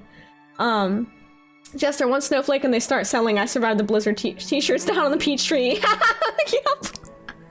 Yup. You're also Georgian? That's how it goes down here in Georgia. Hi, Gentle Demon, how you doing? Nice to see you. Snow is great as long as I'm indoors. I like snow as long as indoors or like bundled up and hanging out outside. Oh my god, I had the cutest idea just now. Okay, for my next chibi series, I'm gonna draw your guys' characters in dog sweaters. That is gonna be the cutest idea. I'm gonna do that because I secretly like really want to get a dog sweater or like dog PJs for my dog Chessa, but she absolutely hates wearing clothes, so I can't do that to her. So instead I'm gonna draw dog PJs and everyone's characters. That would be so cute. That'd be adorable. Oh my god, I'm doing that. So like half my childhood in North Carolina, we were like never got snow. Yeah, we don't get snow down here in the south. Okay, so first thing that I notice, more Georgians? Yeah, what's up? Archie, how you doing? My character's dog stat works perfect. I love it. I love that's a good idea. Yeah, I'll do that for the Chibis giveaways throughout the stream this week. I love the textured brush that you chose for the colors here. I think that looks really, really cool. I love the color palette. The color palette in both the text, it kind of flows throughout the character and then into the background as well. I really like the shapes and the forms in the background. It kind of is very like kind of retro, sort of like 90s, kind of like screen-savery. It's really cool. I like the halftone dots as well. It's really funky. You have halftone dots, you got plaid going on. Like there's a lot of weird elements going on, but I think it works really well because it's just so interesting. You know, it's super, super rad. I like it. I like the background a lot. Oh no, Doc, go plug your phone in. Gotta be right there. Take care, Manti. Thank you so much for submitting work for this week's showcase. Can't wait to see one for next week. Ah, I'm so excited. I'm gonna do one for next week too. So that way you guys can critique me as well. I like that. So I think that, let's see, I like the texture a lot. I love the texture in these. The texture that you chose in the shading. I also love that the shading is this like kind of, sort of like slightly more saturated green. I think it looks really, really cool here. The font looks like comic book. Is the font comic book? Critique you, Sky? You mean roast? Yeah, I think that's might be what I mean, Thorn. I might mean roast. No, I don't have the front-facing animated one. I don't use that one. I have to like set up my tail and stuff. It's bonky. Can you pick a different one, or can I refund you? So critique. Oh, I also love this. I love how the little hair has little lines. I love when that happens. You know. I really like this piece. I like it a lot. Also, the hand looks amazing. Dolly did a really amazing job with the hand. The forms look really, really good here. I like that as well. I think that my critique, my first thing that I noticed would be the P here was really hard to see against the ear. Like the text sort of, it's like right here where it's in the body, you can see it a little bit better, but it's a little hard to see, and it might be my screen filter. Hang on, let me, no, it's still kind of hard to see without my screen filter. It's a little bit hard to make out the P, yeah. I don't know, it was the only one on Procreate, and it didn't look too computer-esque. Yeah, it looks like a comic book font, which I like that font. It's a pretty good font. It's one of like the basic fonts. I also like how you did the gradient in the text too. I like that a lot. So, when you have a text like over an image, like right there with the P, you know how it's over the ear? One thing you can kind of do besides, you can outline it of course, but if you don't want to do an outline, sometimes I copy the text layer, I paste it, and I offset it a little bit, and then I paint bucket fill over that layer on a clipping group on top, a different color. So it kind of creates this like offset look, and it will help the text stand out a little bit from whatever it is in front of, right? In this case, the character. Hug me, bring it in, woo! And what was the song? I never heard the song. You can also invert that letter. Yes, that's another option as well. You can invert. So for example, if you have black text and it's leading onto a dark colored element of your piece, when it hits that element of the piece where say the black text hits like, I don't know, black line art, you take the text on that one area and you invert that and you make the text white. So the text is inverted against the thing behind it, and therefore the text is always readable and always stands out. That's another option as well. It's another trick. It's really cool. So I think that maybe in this case, offsetting, having a little layer of the text underneath and offsetting it would help it be a little more standout and readable.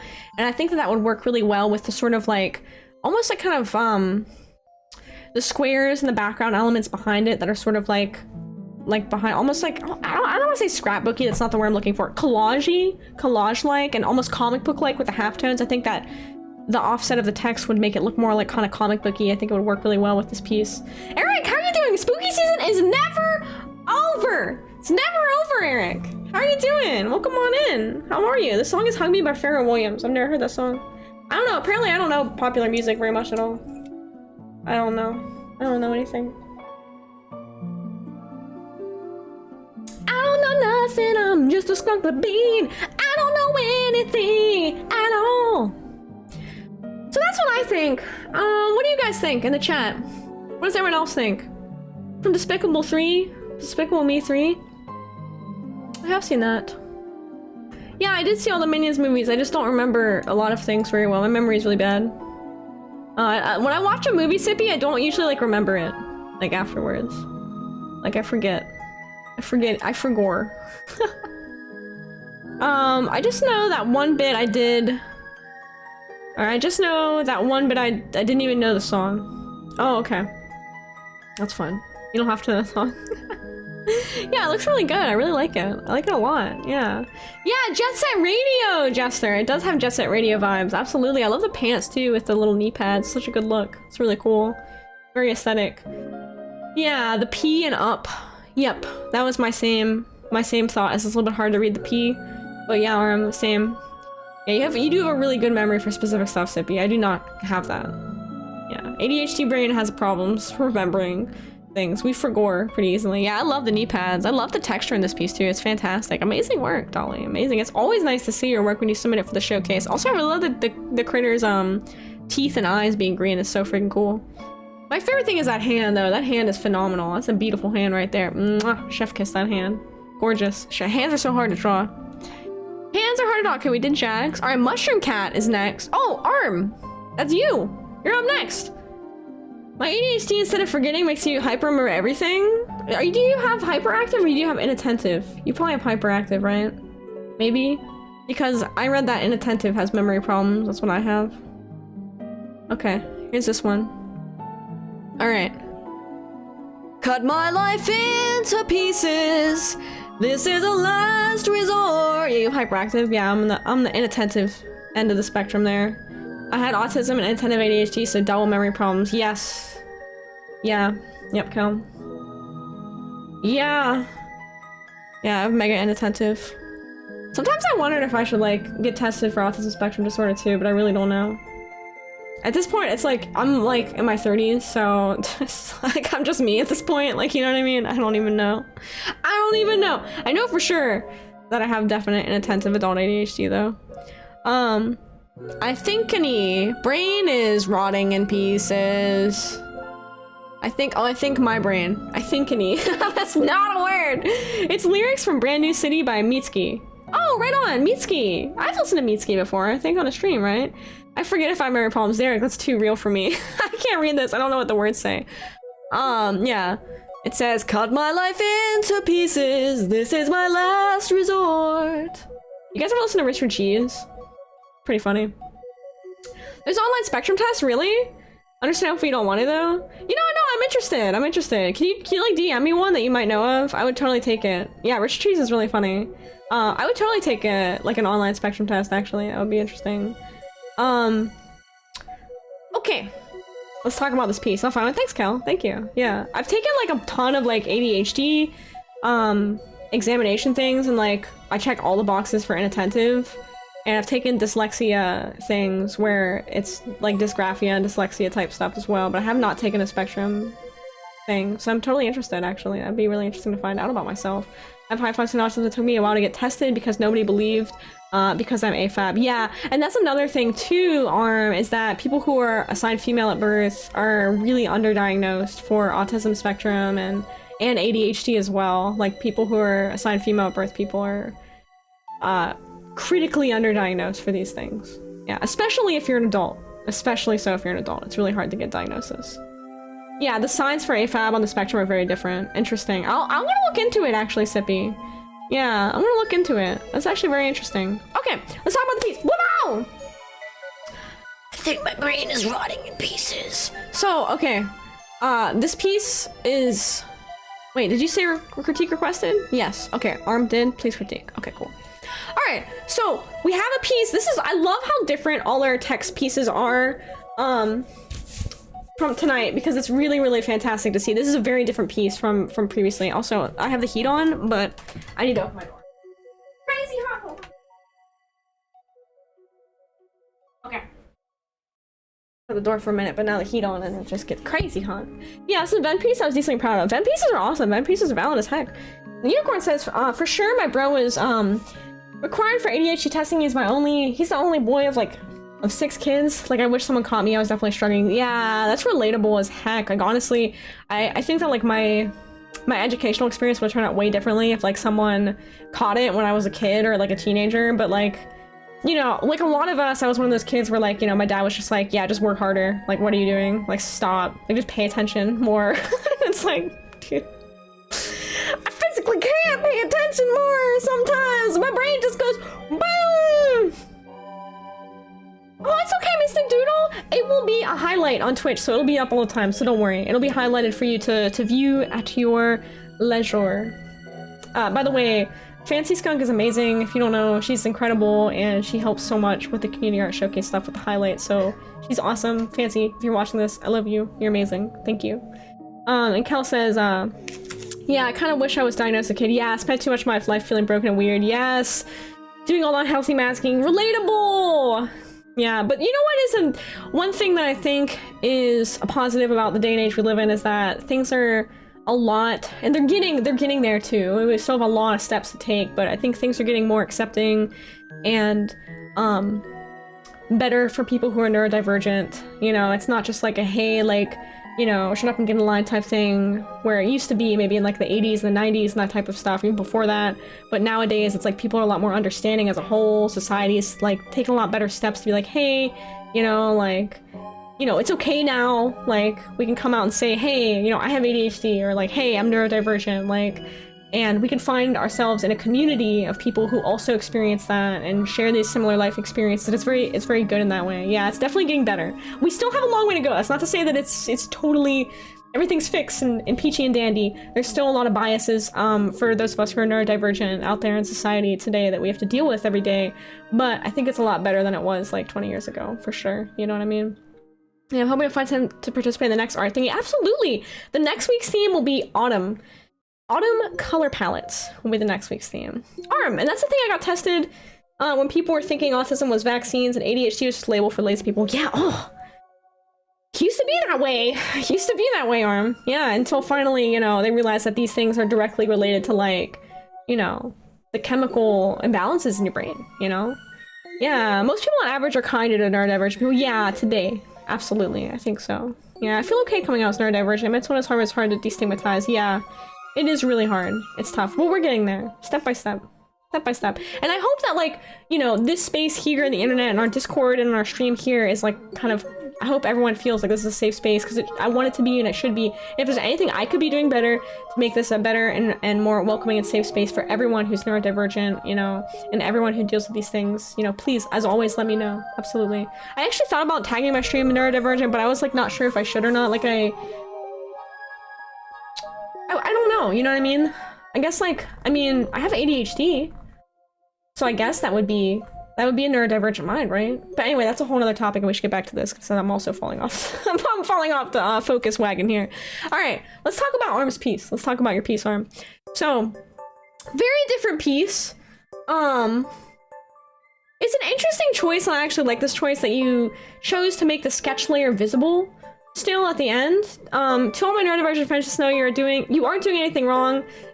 Soon enough, you'll find the right people. Yeah. Neurodivergent is a fine label for you. Okay. Well, that's cool to hear. That's cool to hear, too. It's interesting. Yeah, I just wasn't sure. That's nice of you to say, Arm. Yeah. And yeah, coming out of schizophrenic here because it's so inclusive, I'll be open about it. Absolutely, it's hard to be open about. Absolutely, it is. It's a hard thing to be open. There's a lot of stigmas about that, especially that, and especially you see, people misunderstand schizophrenia because of the way the media portrays it. Anyway, okay. These are all good topics for us to talk about, especially on our Beans cast. We talked a lot about ADHD on Friday when Thor was on. It's a really good topic. It's good stuff. So, I like that you left the sketch visible underneath because it adds to the chaotic and sort of, the sort of, like, kind of angstiness, the feeling, the energy and the emotion of the piece. The piece has a lot of emotion.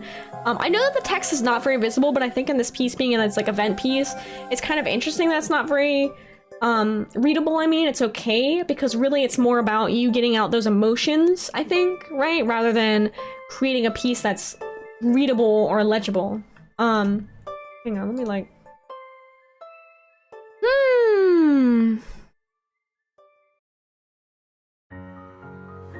Yeah, that's fine. That's fine. Hard to H! The face you hit enter too soon. Literally me all the time. I hit enter way too soon all the time. So I like the movement of the piece. I also like the character's like holding a paintbrush, which is really interesting. It looks like the character has a mask up, which I'm not sure. Does a character have a mask up? It looks like they might have like a mask over their face, which could be interesting and significant maybe to the meaning. Also just have really bad handwriting. Yeah, embrace it. It's your handwriting. It makes it awesome. Handwriting is something that's very it's very personal to each person. And you can actually tell a lot about someone by their handwriting, believe it or not. There's a whole like art form and it's like art meets psychology of breaking down someone's handwriting to learn more about themselves. I don't know how much science is behind it, but I learned about it from a professor, and it's actually like really, really intriguing stuff. Really interesting. Looks like falling glasses. Oh, you're right. I do see that now. It does look like that. So I think that, oh nice, join Minecraft. I think that's something that, but you did capture what I was trying to say, thanks. Yeah, no problem. And I'm sorry if I read it too quickly. I think what would make this piece really cool, and I don't know what art program you're working in, but if you have the ability to add a texture overlay on the piece, let me lower the music down a bit. I think that would be really cool. Wow, wow, wow, wow, bro, you're too loud. I think a texture like a grungy sort of, maybe like rust texture or something, like a little visceral, would really add to this kind of like the horror that you're going for in the piece, and the energy and the angst and like the sort of danger feeling, the danger feel, because you have like, you know, you have reds, you have bright reds, you have like almost like kind of the blood red. It feels like very like you're going for like a dangerous or like a gritty sort of grungy kind of vibe here. And I think that like adding a noise overlay and maybe like some kind of like rust or paint peeling from something texture in the back would look really, really cool in this piece. That would really amplify it. What do y'all think about the piece here? Everyone in the chat, what do you think about the piece? What do you guys think? Water! Water's what I think.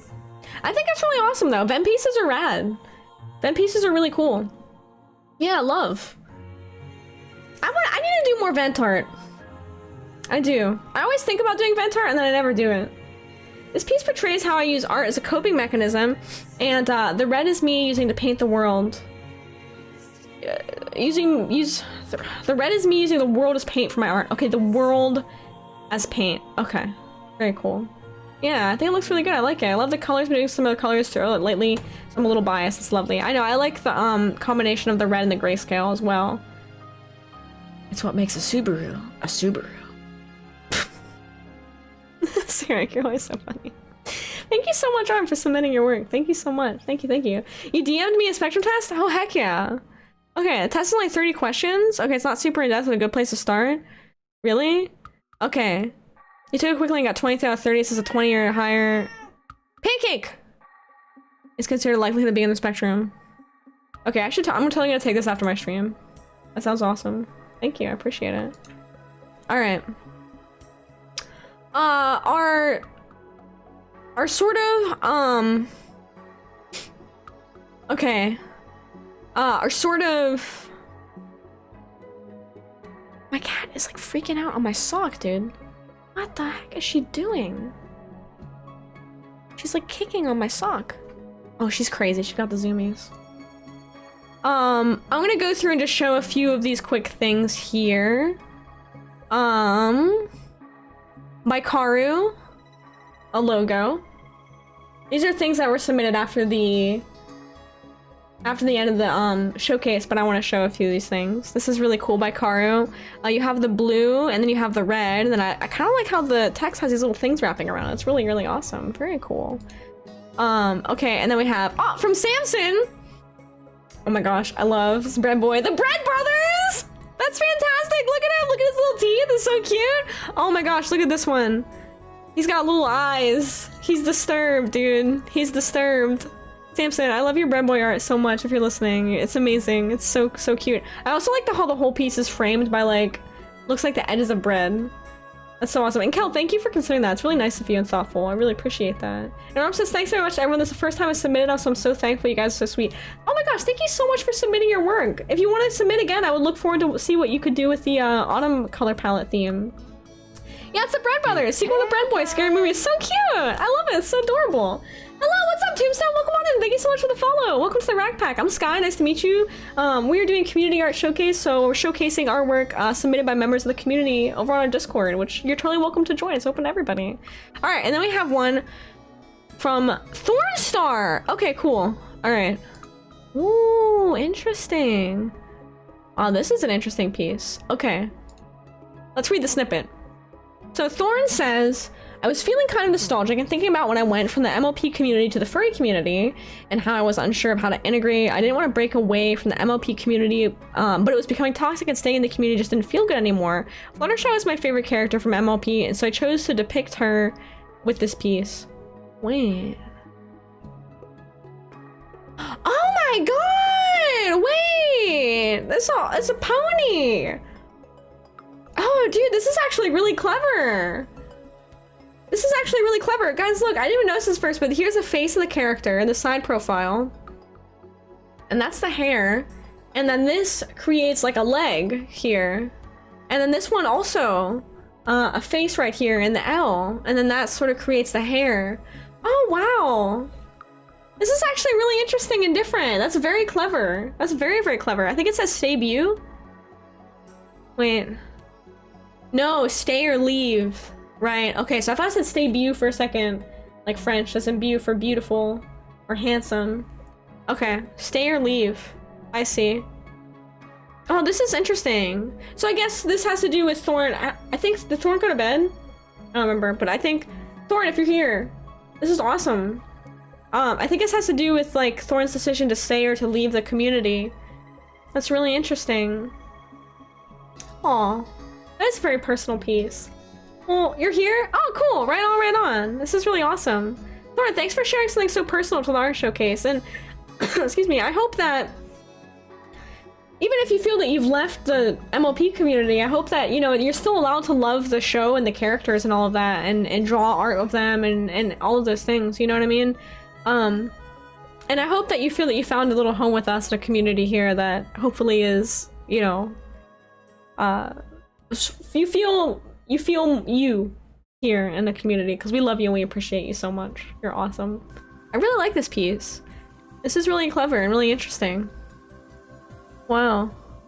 Did you do this really quickly? This is actually really cool. If you did this quickly, I'm actually pretty impressed that you thought of this. Because it's always cool whenever you kind of have text where the characters are sort of in the text. This reminds me of a logo, but I can't quite think of it. It's like for a musical or something. Yeah, you did it in 2-3 minutes. I really like it. This is really, really cool. Do you feel that doing the piece and reflecting upon these things was like cathartic for you? Reflecting upon that decision to leave the community and join a different one, you know, in the furry community? Do you feel like this kind of piece was sort of like cathartic in a way to explore these feelings? I would love to do it. That's really cool. I would love to do a theme for like art as a therapeutic vessel, I think, in the future. That would be really neat. I need to do more art like this, yeah. I think so. This is really awesome. Thorn, I like this a lot. I like seeing your very like kind of personal work. I like that. It's really, really cool. Thank you so much for doing this. Thanks for submitting this. I love when you submit your work. Oh hey, wait, Diablos did an update to the logo. Okay, cool. Actually, wait, hold on. Hold on. I'm trying to find that. Hold on, let me find the logo because I want to compare the new updated logo with the old one. Because Diablos did an update. Hi, Karu! Peeking in from Lark. Hey, welcome back. Welcome back, welcome back. Hey, Teddy Bear! Welcome on to Community Art Showcase. How you doing? Okay, so Diablos did an update. Here's the old one. Here's a new one. Okay. Okay, so this one I don't know about the S on this because the S... This is where it gets weird. So the S looks thick.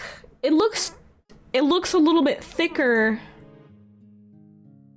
And it's touching the Y.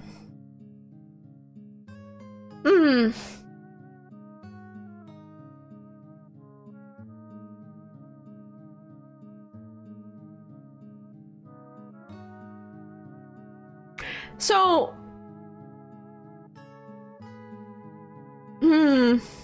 yeah, this was just scaled up. Yeah, not like redone from the text tool. Yeah, I'm still messing with it. You know what I think though, but you fixed the Pirate Cove thing. You fixed that alignment of the P there, and I think just having the J smaller, having the Pirate Cove industry is... Oh, I see. Okay, because now the S and the P are not aligned. Oh no. Okay, I see. Wow, there's a lot of little adjustments. Okay, honestly, like sometimes you just apply thoughts to your next piece and you just move on from there. Like, and I only suggest this because, yeah, well, tonight's theme is text and art. So a lot of our work today was all kinds of art that has text and logos and stuff. The only reason I say to do that, Diablos, is because sometimes, especially with stuff like logos and graphic design, you could sit there literally tweaking it like 5 ever and it will just become a nightmare of being stuck fixing the same thing over and over again. I did like the barrel texture in the back, actually. I do like that in this piece.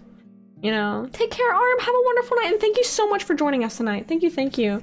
Yeah, noodling an art piece can last forever. Just give up and move on. Just file it away and move on. Although I'd like the consistency of the green, so maybe like making the rum or the little barrel texture like a darker green or something. I'm not sure. But like I said, yeah, so many times I'm like, okay, I'm done no matter what. Yeah, I would just move on to the next piece, honestly, because like I would say if this was my logo, I would be tweaking it like for hours and it would become so crazy, frustrating, and I don't know what I would do. Okay. That about wraps up the showcase for tonight. And this was really awesome.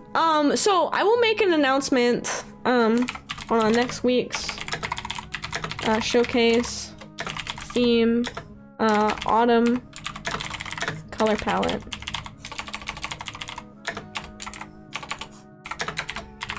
We'll make proper announcement soon.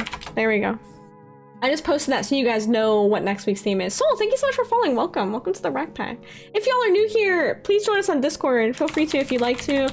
If you want to have your art shown on stream, if you would like you don't have to get a critique, but if you would like to get a critique, you can sign it. You only will get a critique if you ask for it. Critique is always consensual.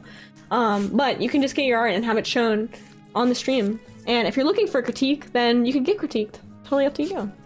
Yeah, it's easy to tweak something for hours on end, but after it's finally done, you're most likely gonna be sick of it. Yes. Okay, Bean.